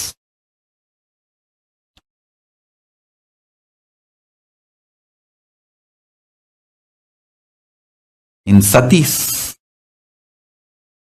whole existence, the deep devotion of mother, but the arrogance of the father, both got into her system. The muscle memory of the deep devotion of mother made her fall in love with Paramashiva, but the arrogance strain came from father's biomemory. That made even Sati disobey Mahadeva and come from Kailasa to Mayapuri.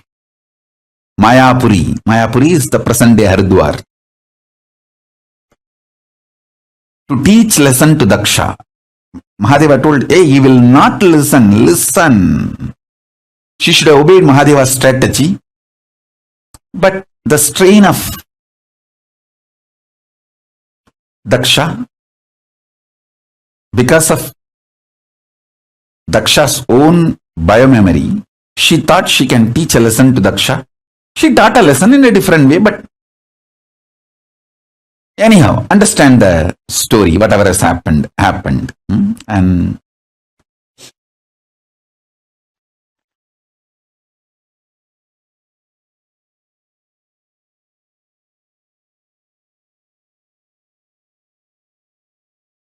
the multiple important truths you need to understand. Even if the black hole swallows, the thing swallowed by the black holes does not die. It continues to exist in a different plane. For example, if the Brahma's head is cut off, it is supposed to be dead. That's why the world calls it as a skull.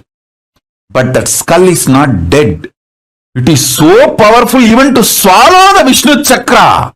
Sudarshana Chakra like a murk snack. So listen carefully.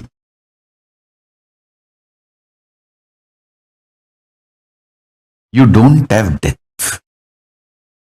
There is nothing called destruction. I am only saying, die after realizing there is no death. Don't die before that. Because if you die before realizing there is no death, you may have death, but not the real undying experience.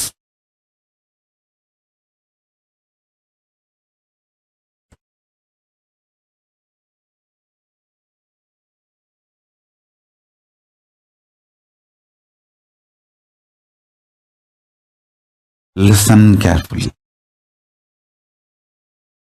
Even if you die by being with Guru, he will show you the undying component of you when your body stops functioning.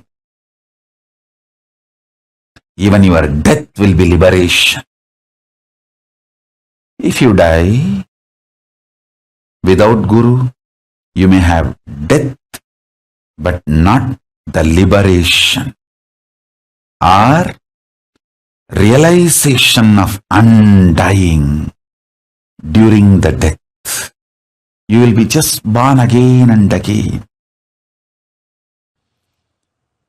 See the first level truth, which I told, that's the description of the scene where the face of Aghora, of Paramashiva, manifests Mahakala and like black holes swallowing the big bangs,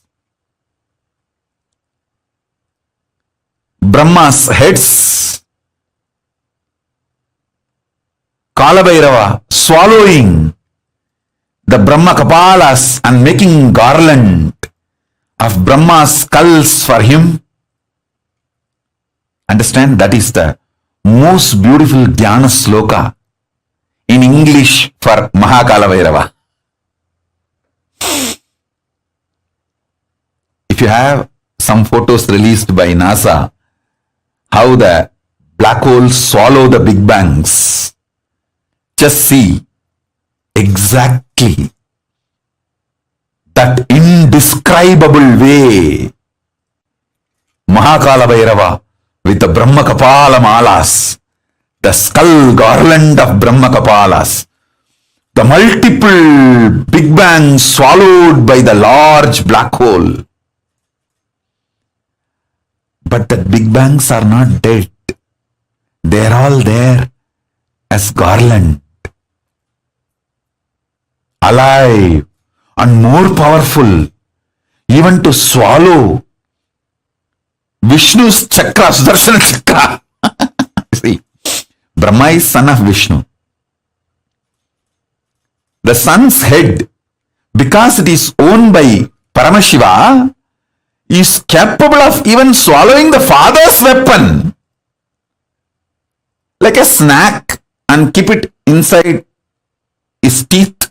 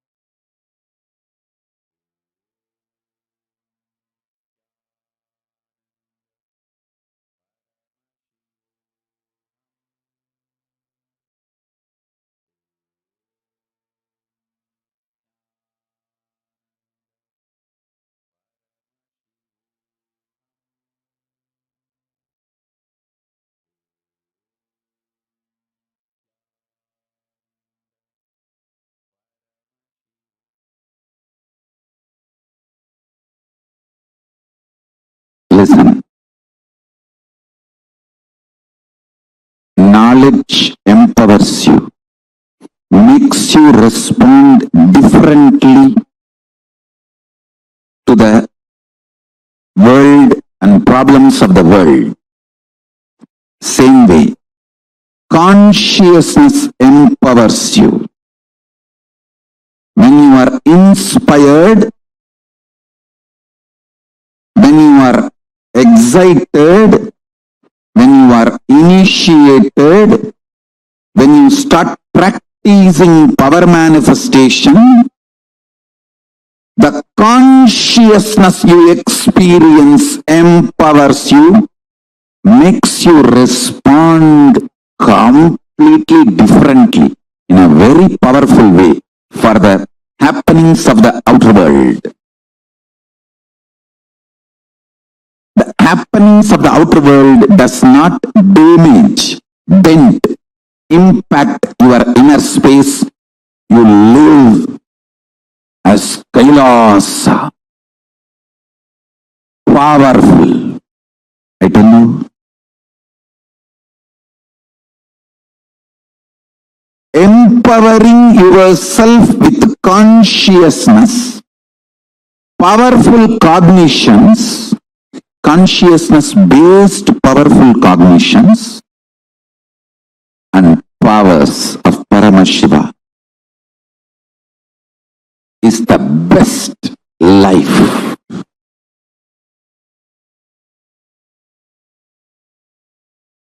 I am from the tradition, ecosystem which gave books like Surya Siddhanta. Understand? I want to tell you, for thousands of years we know the cosmos more than any scientist in the modern day.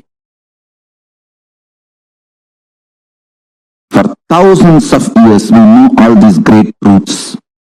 Our lifestyle was established on all these great truths. Any simple priest doing puja in a village temple in India, who does the Sankalpa mantra, who knows absolutely more truths about the cosmos than many modern day scientists. Because the Sankalpa mantra, the Mahasankalpa mantra, he should know biography of the whole universe and geography, where he is sitting, and the cosmology, how the whole thing is functioning, and mainly the relationship between these three for his present moment of when he is performing, conducting this sacred ritual. The whole thing he has to know. Only then he can do Mahasankalpa.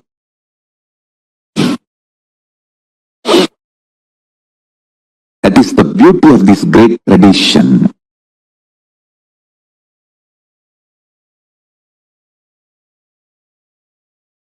The sun which you are seeing every day is described as Aditya, incarnation of Surya in Surya Siddhanta.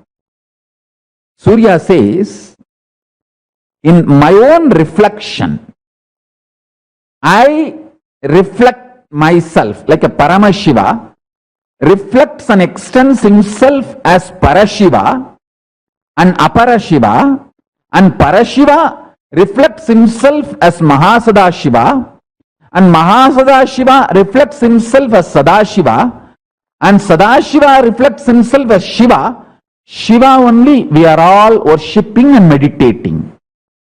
So understand how Paramashiva reflects into Parashiva and Aparashiva, how Parashiva reflects into Mahasadashiva, Mahasadashiva into Sadashiva, Sadashiva into Shiva. Same way, Surya reflects into Aditya. Aditya only is seen by all of us through our eyes every day. So the galaxy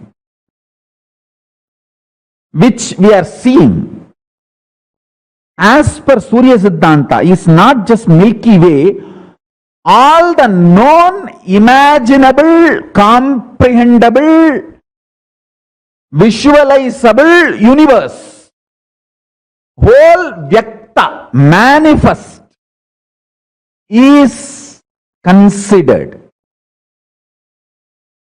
as Surya Mandala in Surya Siddhanta. Surya, as per Surya Siddhanta, whole known universe is Surya Mandala. All the manifest Vyakta is Surya Mandala. Avyakta is dark matter.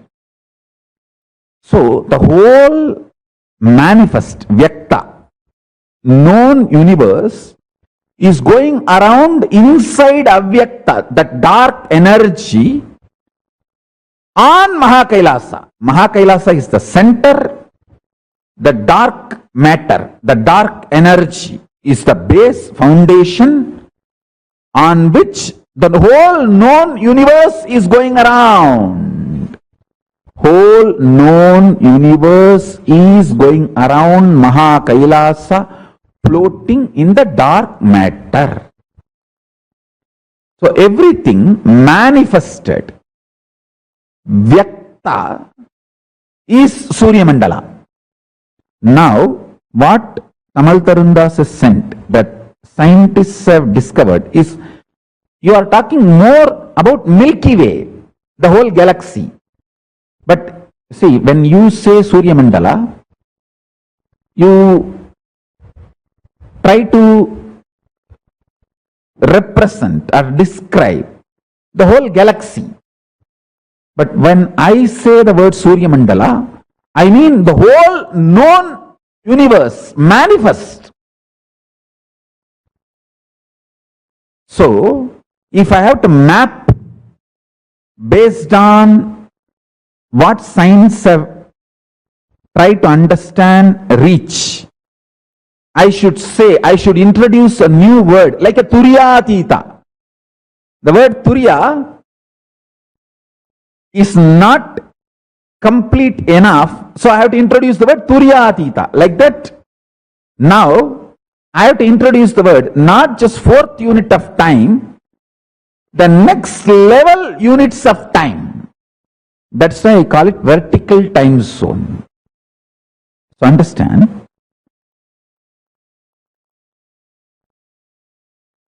the very interesting statement I wanted to make now. Listen. Anything which exists goes round itself, can go round itself, its microcosmic existence, and it can go round its macrocosm.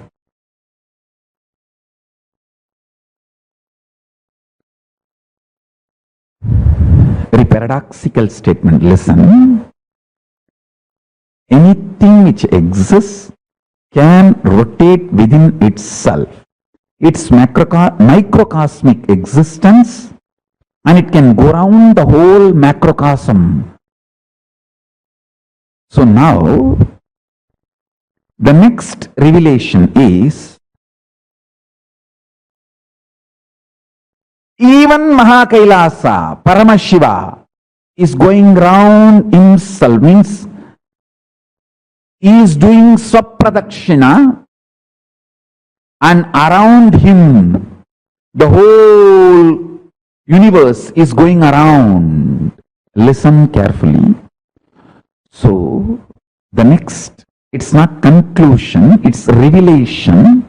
Anything which can rotate within itself is the reflection of Paramashiva. If you can whirl and center your consciousness with this powerful cognition, this moment, you can connect with Paramashiva, who is center of the Mahakailasa.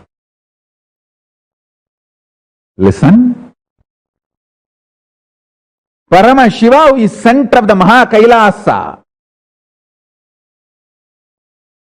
who is also going around within himself.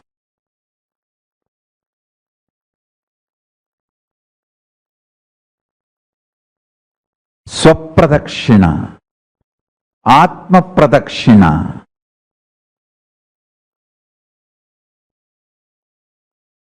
Anything which is doing Atma Pradakshina, all its centers are one and the same. I am not saying connected to one and the same. No, I am saying one and the same. If you can will, what is inside your center is the center of this planet Earth, is the center of the Aditya, is the center of Surya. Aditya's ultimate version is the center of Paramashiva, Surya's ultimate version. So, I am not saying all of us are connected, I am saying all of us are one and the same. Anything which can rotate itself can rotate macrocosm. Anything which can rotate itself in microcosmic level, who can do Atma Pradakshina, can do Paramatma Pradakshina, can do if you can do microcosmic rotation, you can do macrocosmic rotation. So anything which does microcosmic rotation, Atma Pradakshina, Swapradakshina, is center of the cosmos, KAILASA, Paramashiva.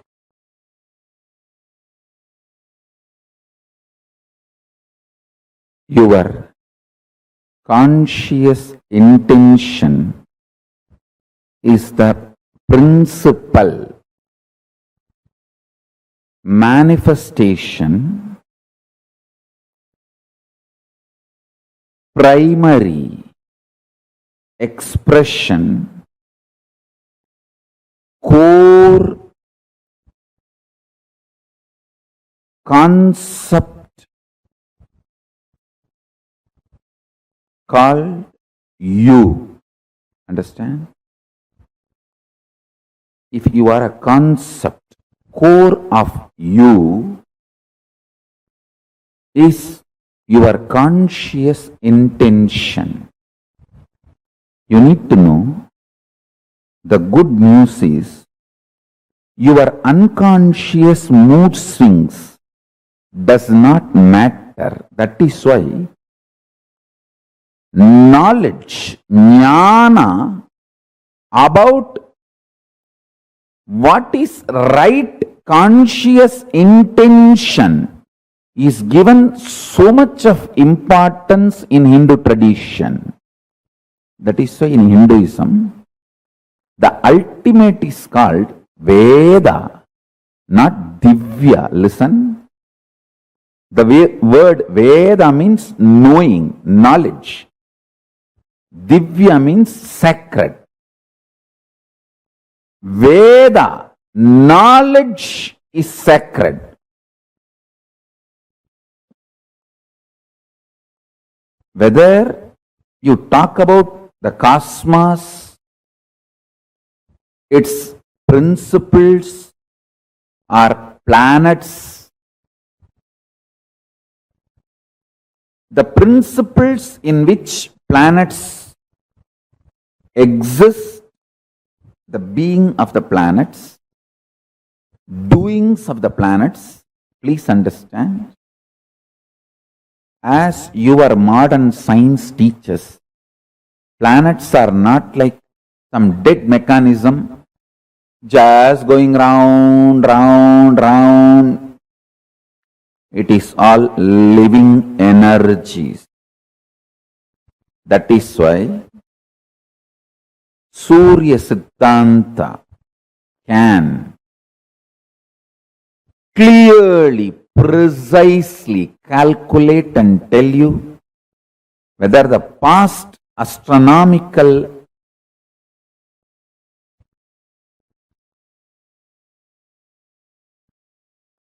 incidents, miracles, mysteries happened, or the future which is going to happen, or even simple clerical predictions of the routine happenings like Amavasya, Purnima, eclipse, even those things, the precision with which they can calculate is extraordinary, because Surya Siddhanta recognizes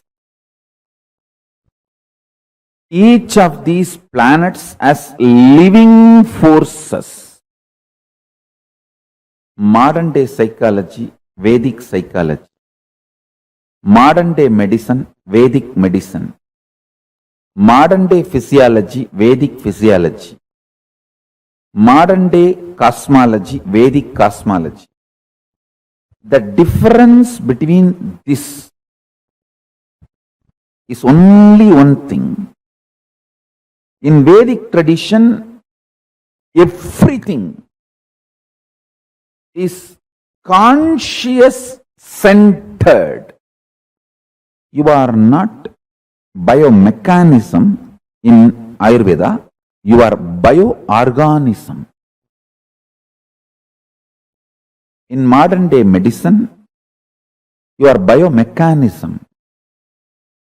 They don't involve the component of consciousness, whether to diagnose you or cure you or treat you or attend to your illness or support you in any form.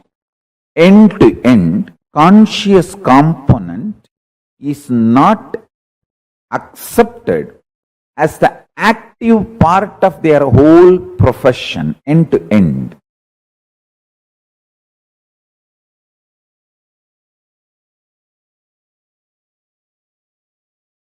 Let me narrate this incident, then you will understand.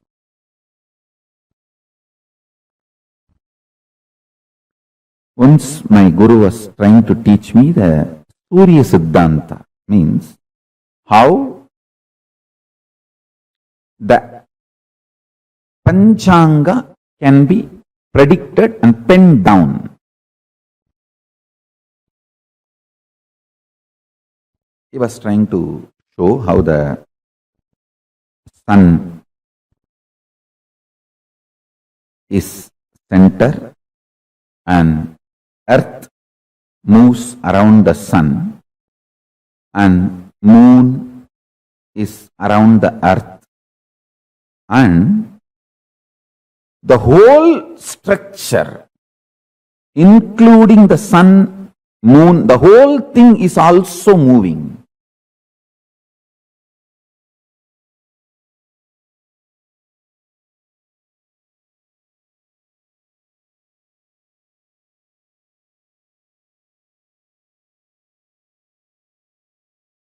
He described in an elaborate way,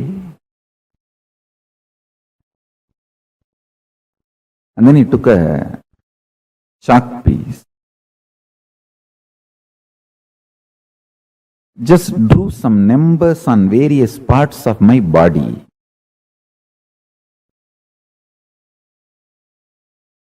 The numbers belong to each graha, is directly connected to our internal organs.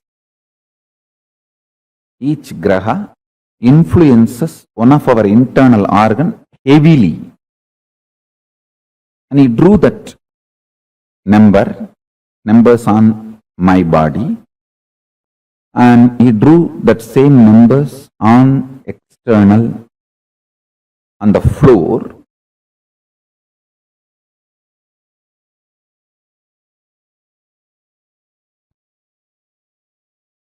Explaining how when those grahas change, when those stars move,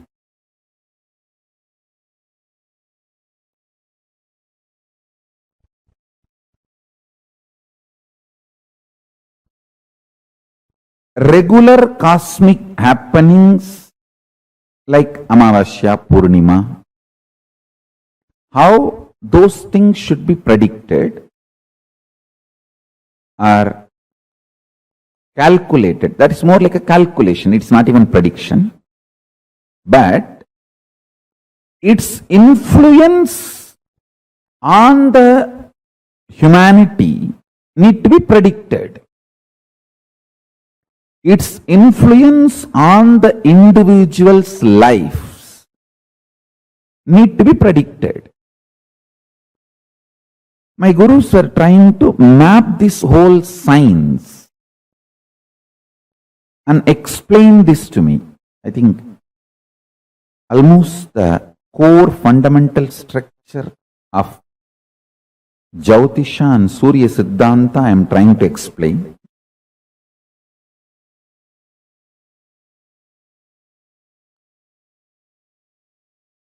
Chandaha padautu vedasya astau kalpoda patyate Jyotishamayanam chakshur niruttam shrotramuchyate sikshakranam tu vedasya mukam vyakaranam smrutam. This is a very traditional verse. In any Gurukul they will chant this and make you repeat. It's a description. 6 angas of the Vedas in Veda Purusha's body. Jyotisham ayanam chakshu, meaning Jyotish Shastra is considered as eyes of the Veda Purusha. From this we understand that the Vedic astrology is as old as Vedas, or in other words, does not have beginning, anadi. This Shastra is also called Hora Shastra. Hora is an abbreviation of Ahoratram, meaning day and night. It means it is the systematic study of time and its components and parameters and its influence on physical, chemical, biological existence of what we know as life. Listen.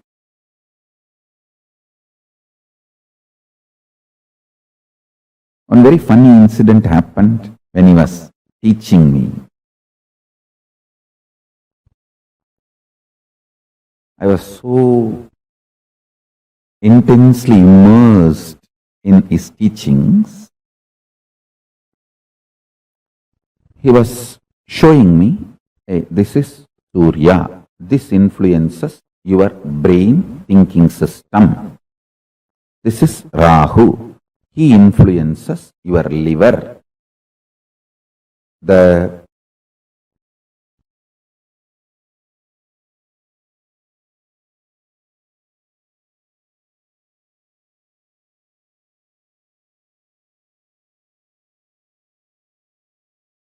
actions liver performs physically, its influence on your thinking system,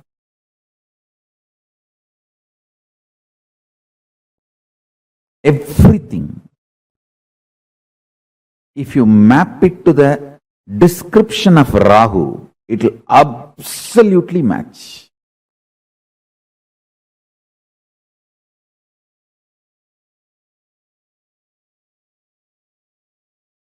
Guru, Brihaspati, is the decision-making mechanism which influences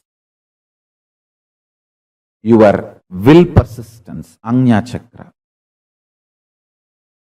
pituitary glands,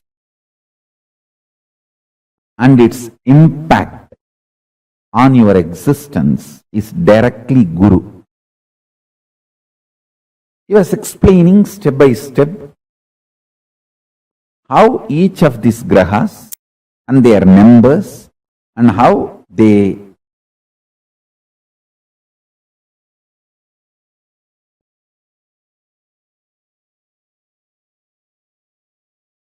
influence your lifestyle patterns, everything.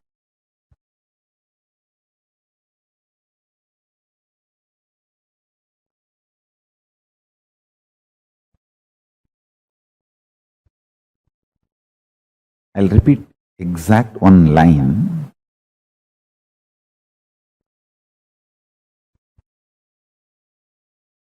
He was touching that Rahu, description of how he was describing Rahu, and touched my body.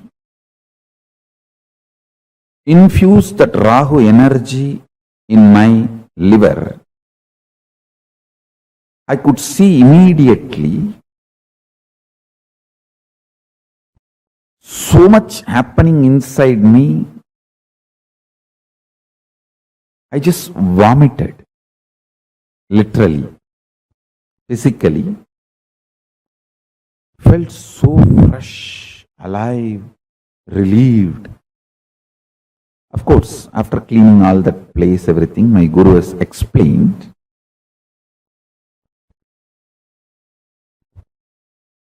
Ira neppata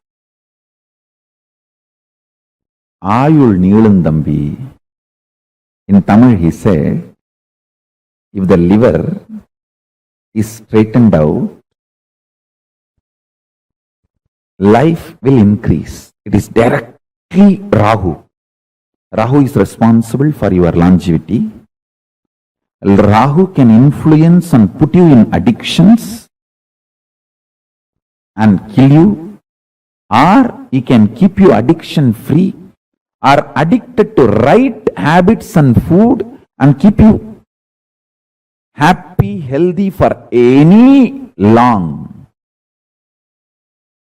This whole thing is related to your liver. If the liver decides to addict you for certain food, nothing can be done. Just by remembering that food, you will be forced, your whole system will be pushed to eat it.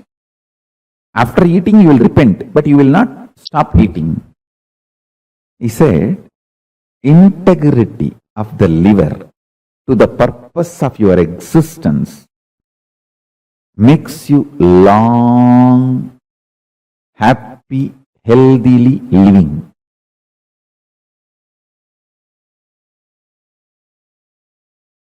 Because liver sends the signals about hunger and what kind of food you like, the taste, everything. The memories of the food and its taste flashing in your system and you being influenced to eat that same kind of food, timing, rhythm, everything is liver.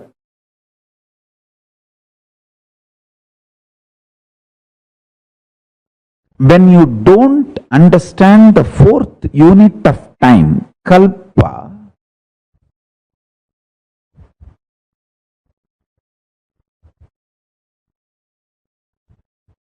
you start developing very narrow vision about time, life, about everything.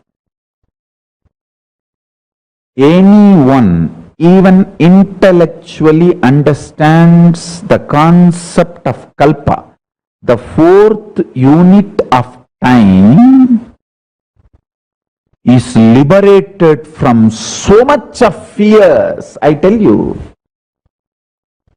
the permanence of existence,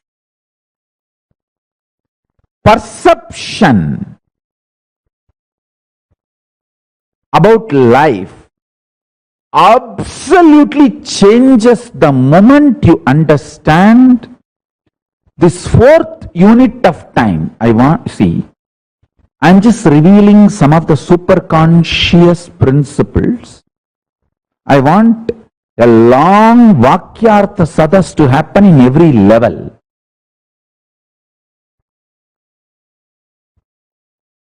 Understand? Because we are agitated, we don't think for a long time, because we don't think or try to understand the multiple units of time. We are just stuck with 3 units of time. That is why all our planning, all our ability to connect with the time, all our ability to understand time stops with the units of years. Whether you calculate for 10 year or 10 million year, whole thing is just within the unit called year. But if you understand the 4th unit of time, kalpa or yuga, the whole realization about you, life, everything will change.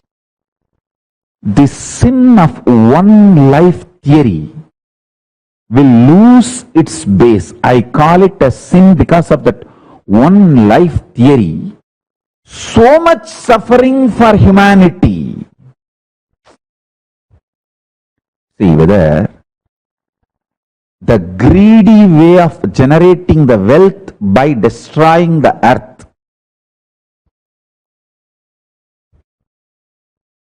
It's like you are going to attend a competition, bodybuilding competition tomorrow, just to get the award or the winner title. You take steroids and show the muscles which is not really built by hard work through steroids or drugs. You are ready even to die day after tomorrow after winning the title, but somehow you want to win the title. How? We need more gods for planet Earth, less human.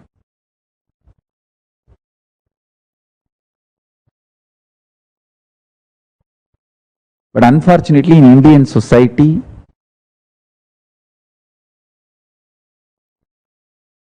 when you don't work, you only fall into tamas. Your body is trained. The food, thought currents, lifestyle, everything.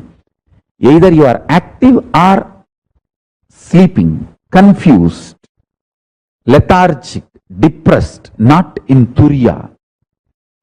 But the food style, lifestyle, everything in Kailasa will be, you are unclutched, unclutched, unclutched. The more you are unclutched, more intensely active you are. More you are in Turiya, more active. More you are in Turyatita, more strategically active. Lifestyle, food style, everything.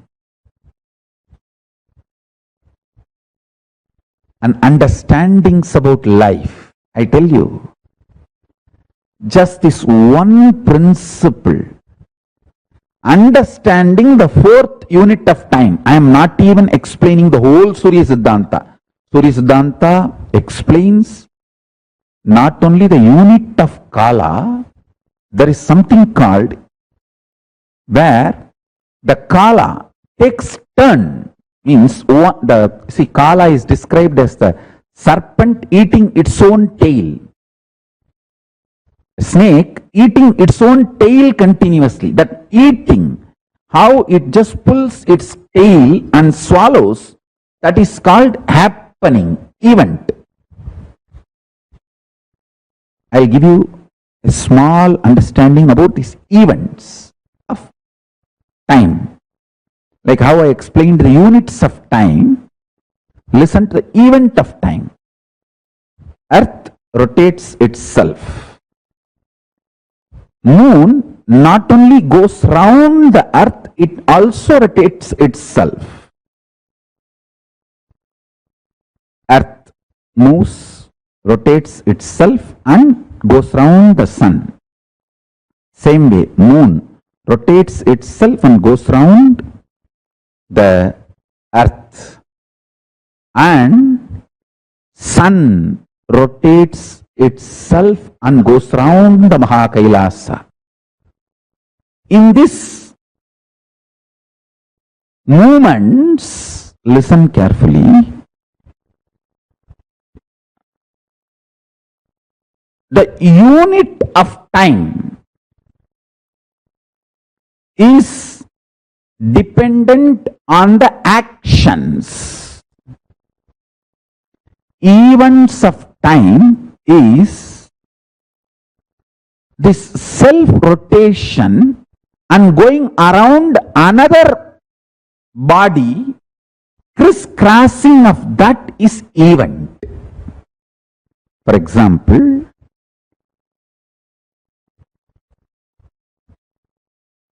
because moon goes round the earth and earth is going around the sun, this crisscrossing is the eclipse. At one point, this crisscrossing happens, means sun is covered by the moon or moon is covered by the sun.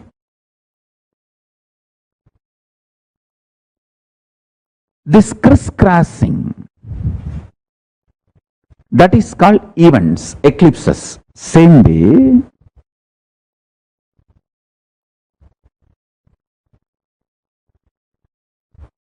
sun rotating itself and going around the KAILASA creates multiple events, not just unit.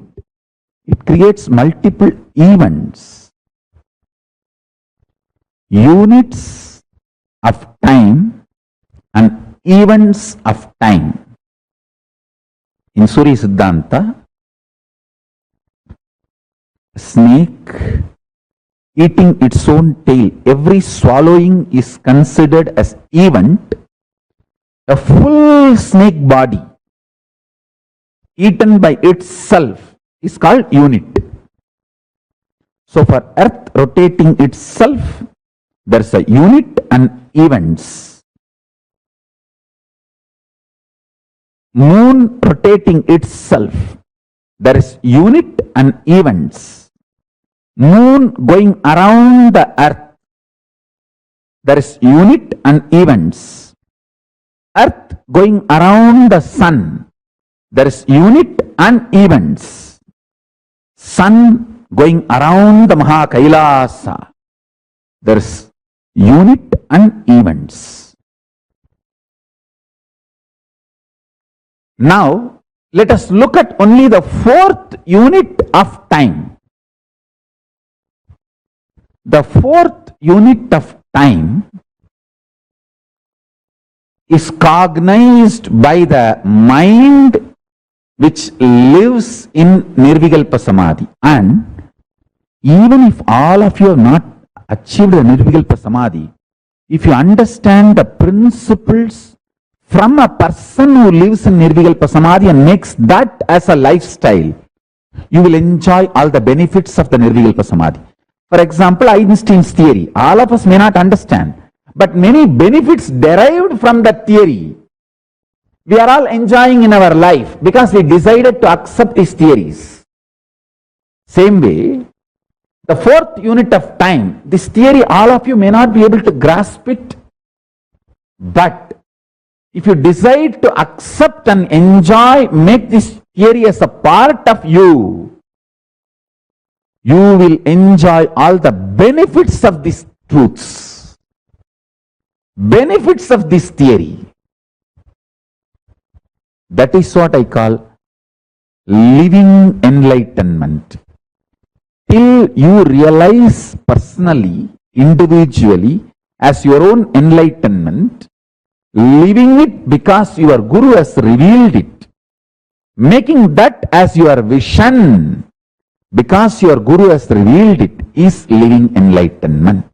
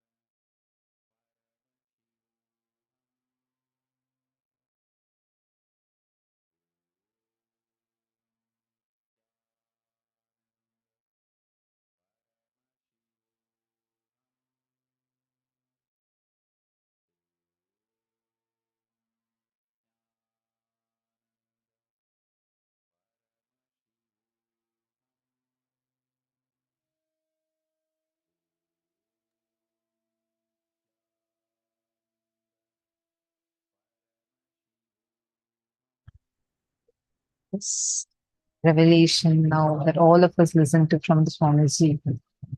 Literally, where Swamiji is revealing about the secrets of the universe, where Swamiji is talking about the Surya Siddhanta, where Swamiji is talking about the Hindu cosmology.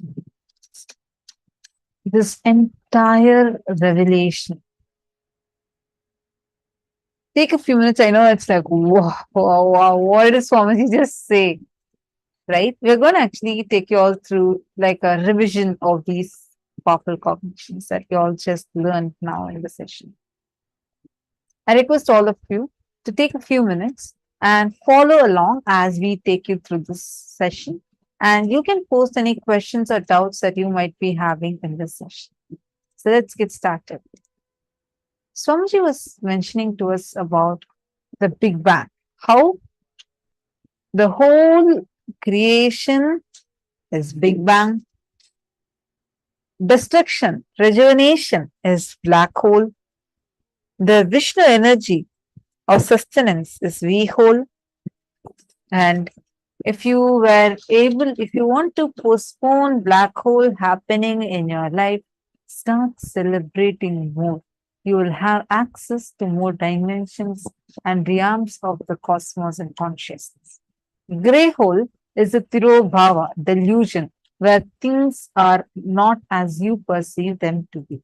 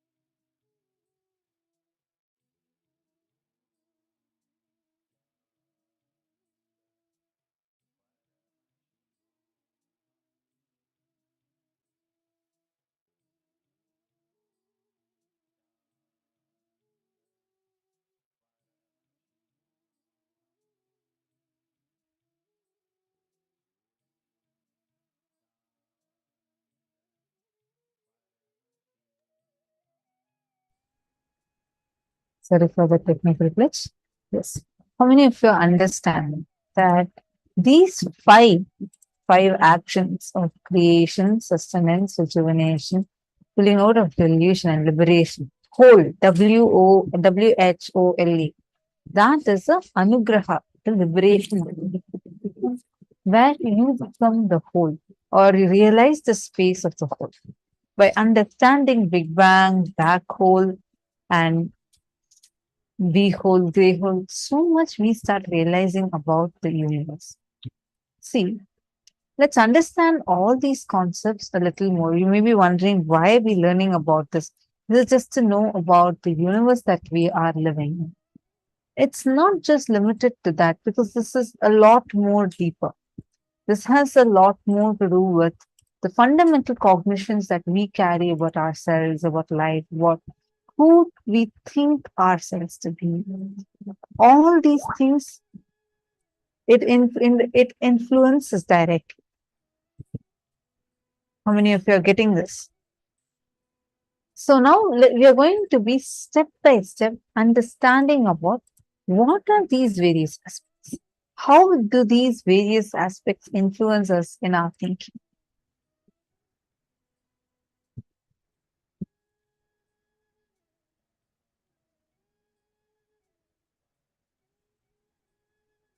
From the influence of the antimatter, matter manifesting is Big Bang. From the influence of matter, antimatter manifesting is black hole. All the thought currents, emotions, patterns, which is there in all of us, which is responsible for our functioning, but which is not perceived as material, is antimatter.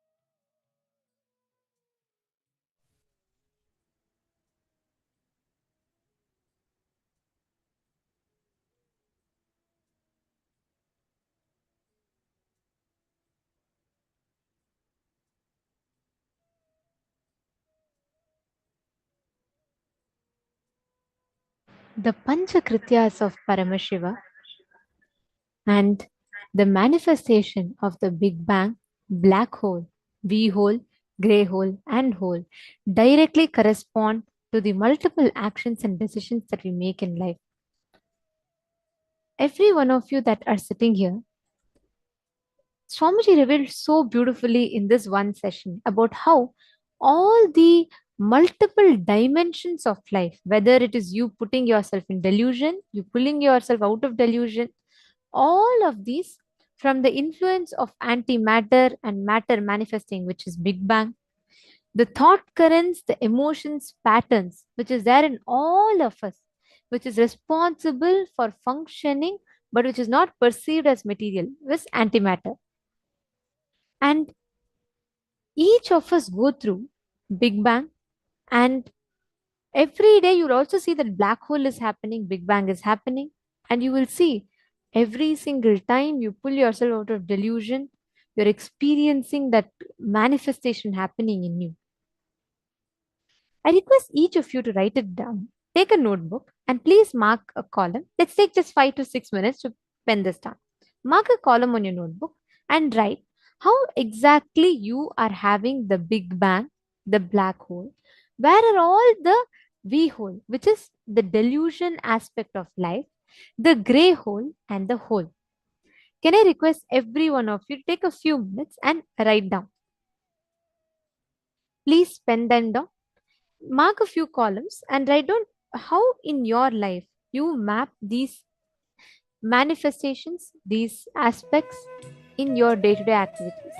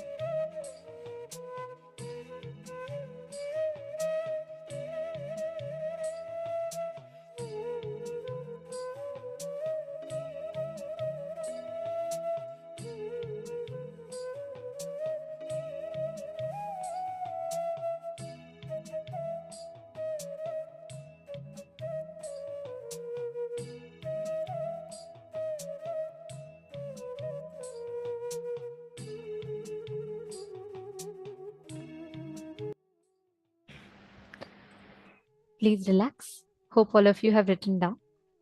Please understand, through today's initiation, for each of us, Swamiji is going to be initiating all of us to literally experiencing awakening of our entire brain, to which corresponds to the 9 energy centers of the cosmos. We all learnt about the Navagrahas today in Paramashivoham Level 3. We all learned about Vedic astrology. We all understood about how the sciences are inculcated in Hindu lifestyle.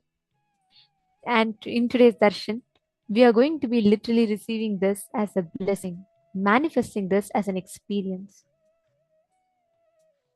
To all the participants that are here with us, very, very shortly, we're all going to be entering into the darshan.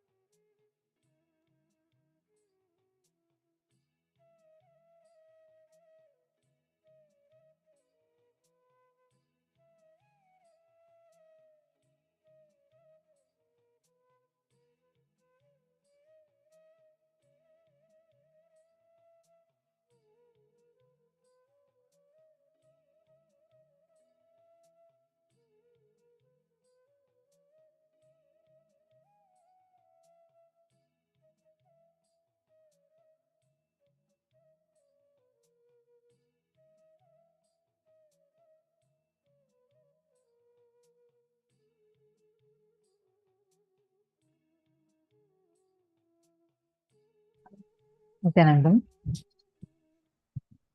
Now, the time has come, the most awaited time for darshan for all of us. See so many participants sitting here. All the participants that are here sitting with us. We are going to now be entering into that moment that every one of us were waiting for. The darshan of Bhagavan Lingodbhava, the Supreme Pontiff of Hinduism. Can I request all of you to please take a few minutes and invite your family and friends, whoever you want to share this blissful day with. I see a lot of you posting saying Happy Diwali. Yes. Today, Happy Diwali for everyone that is there with us. Our Diwali celebration started yesterday with the auspicious, powerful blessings and special satsang of Swamiji. And again, today we are going to be having the celebrations continuing. We are going to be having the Pratyaksha Pada Puja, Tulaparam, and various other rituals happening. And Swamiji is going to be gracing all of us on this very auspicious day. And today, as the cosmos is aligning, like Swamiji so powerfully explained to us yesterday, how Diwali is the day where a special happening happens in the cosmos. The whole cosmos focuses its collective positivity, positive energy towards planet Earth. And planet Earth is redeemed out of its collective negativity that is there. Currently, the world is being ravaged by war, terrorism. And Swamiji explained, it's not just the wars that are happening as the major wars that we know between Israel, Palestine, or Russia, Ukraine. It's not just these. There are hundreds of wars that are happening in a smaller scale, but still devastating. And all these are contributing to collective negativity. How many of you are understanding this powerful explanation Swamiji gave about collective negativity? Understand, today's day, it's very, very, very important for all of us to spread the collective positivity. What is happening here? When we had a darshan, it is an explosion of immense positivity. It is only this positivity that Swamiji literally explodes into. See, every time when we watch the darshan, how many of you have experienced here where your incompletions, the tension, stress, whatever you have been struggling with, simply suddenly disappears? How many of you have experienced this?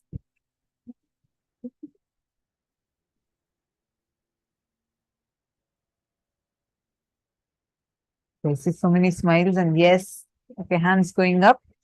Now, understand, that means what? You are actually experiencing the negativity in you dissolving. Your positivity, the space, the positive space that you are being raised into can directly impact the cosmos, impact the planet Earth, making the planet Earth a better place to live in. Today, just by you attending the darshan, you're not doing anything. For us, it's spending time with Swamiji. We are receiving so much of immense benefits. You're seeing your life is transforming. You're seeing how auspicious things are happening in your life, etc., etc., etc. At the same time, when all these auspiciousness, abundance is manifesting, overflowing for you, at that same time, you are being part of a huge global cause. You are being part of dissolving, combating with the collective negativity that is happening. Do you know that this can actually bring a change? You're just sitting in the darshan can actually impact the climate crisis, impact in the reduction of wars. It can impact in the collective negativity reducing. You are going to do a huge contribution to the world just by sitting here. So understand how important it is that more and more beings are raised to this positive space. More and more beings are experiencing this explosion of superconsciousness that's happening here. It is very crucial for us, crucial for every living being to experience this. If we need to save the planet Earth, it is really, really important that all of us take the collective responsibility for the same. May I request all the participants that are here with us, and especially those who say, yes, I really enjoy this program. I really enjoy this darshan. And many of you had put yes, saying you are able to experience this amazing explosion of positivity, peace, bliss happening in you. How many of you want to share it?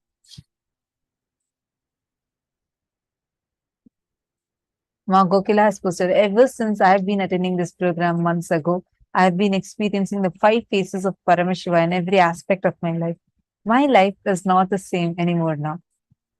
Thank you so much, Ma Gokila, for sharing this. It's beautiful. I do see you sincerely attending almost like every single day you're sitting.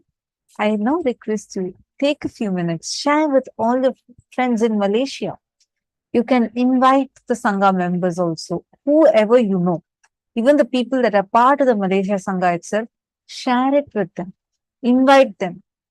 Tell them to come and be here. You can do a positive difference in not just their lives, but even to your country, wherever you are staying. You can actually reduce. See, now I know it's many people, many of us are thinking, oh my God, earthquakes are happening. Tsunami warnings are coming in different countries. People are dying because of the climate crisis. This year has been warned even by various organizations saying how this year is one of the worst years for the climate crisis. Actually,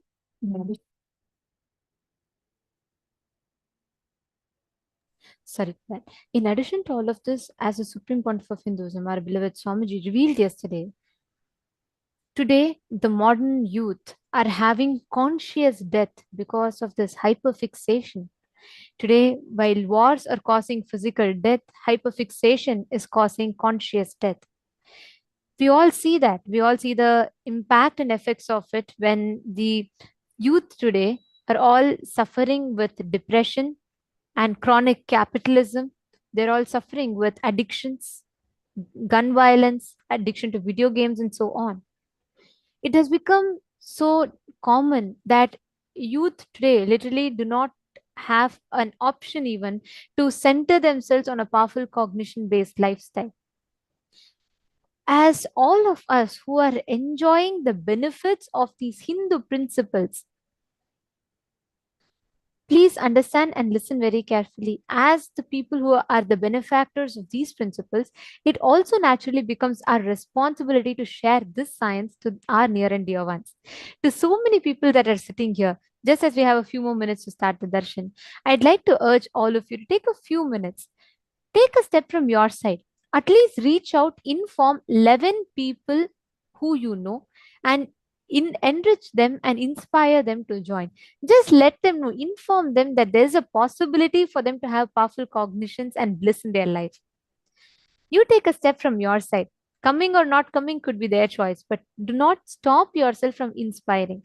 Just inform the other person about the possibility that exists for them. understand.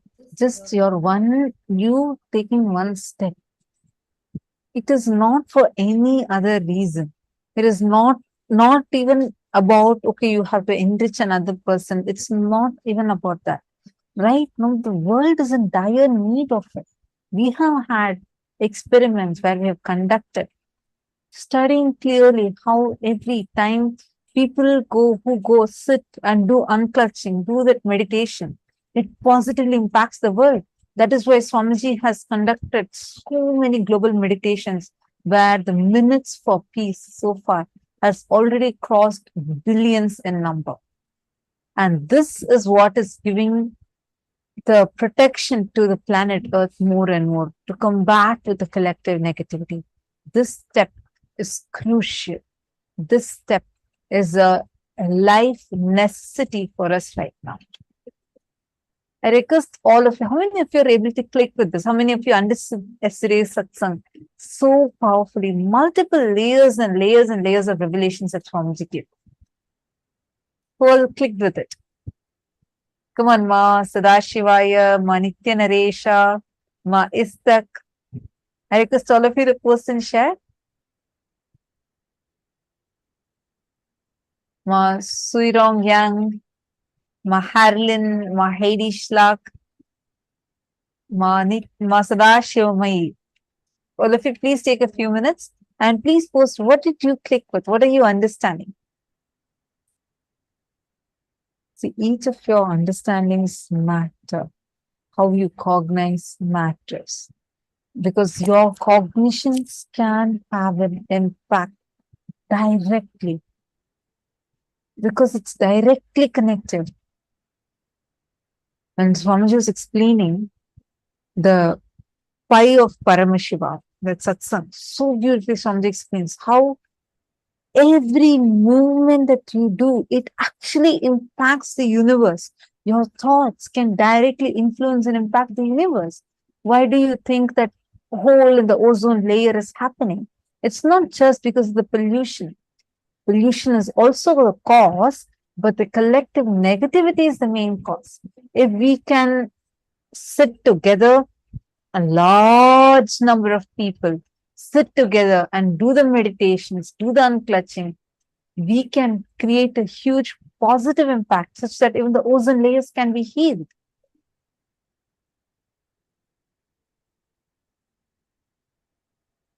Please take a few minutes and share with us what did you click with. I see a few of you sharing already.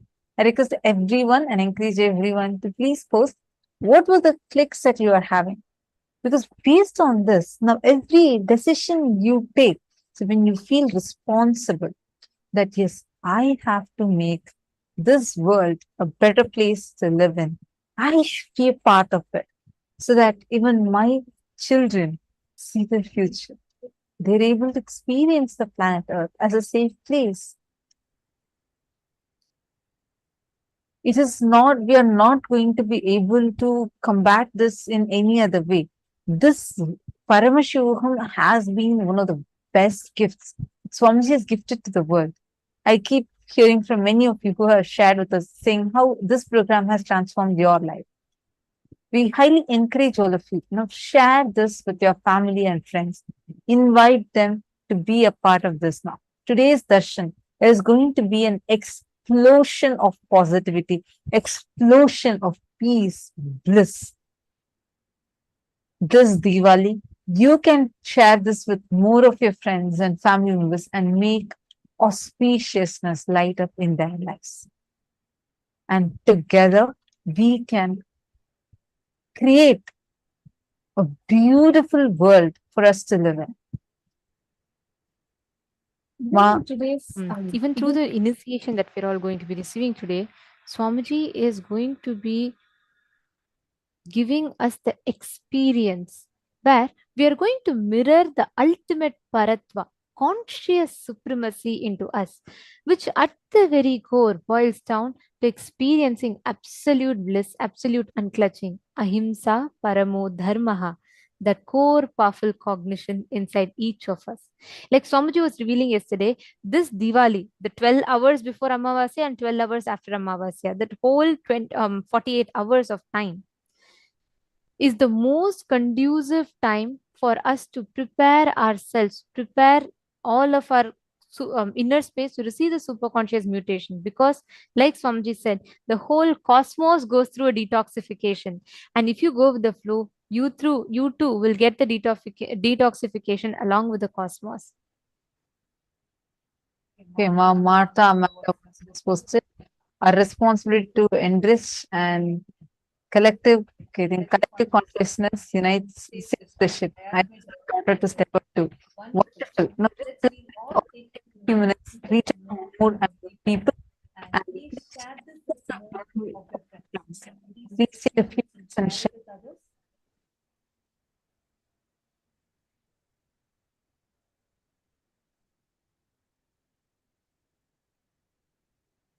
Evolution to the next level is through consciousness. Okay, so many other messages, Masada Shivaya, you have posted. Absolutely. Now take your click, Masada Shivaya. You can actually share this with all your friends in the Singapore Sangha. Invite everyone to be a part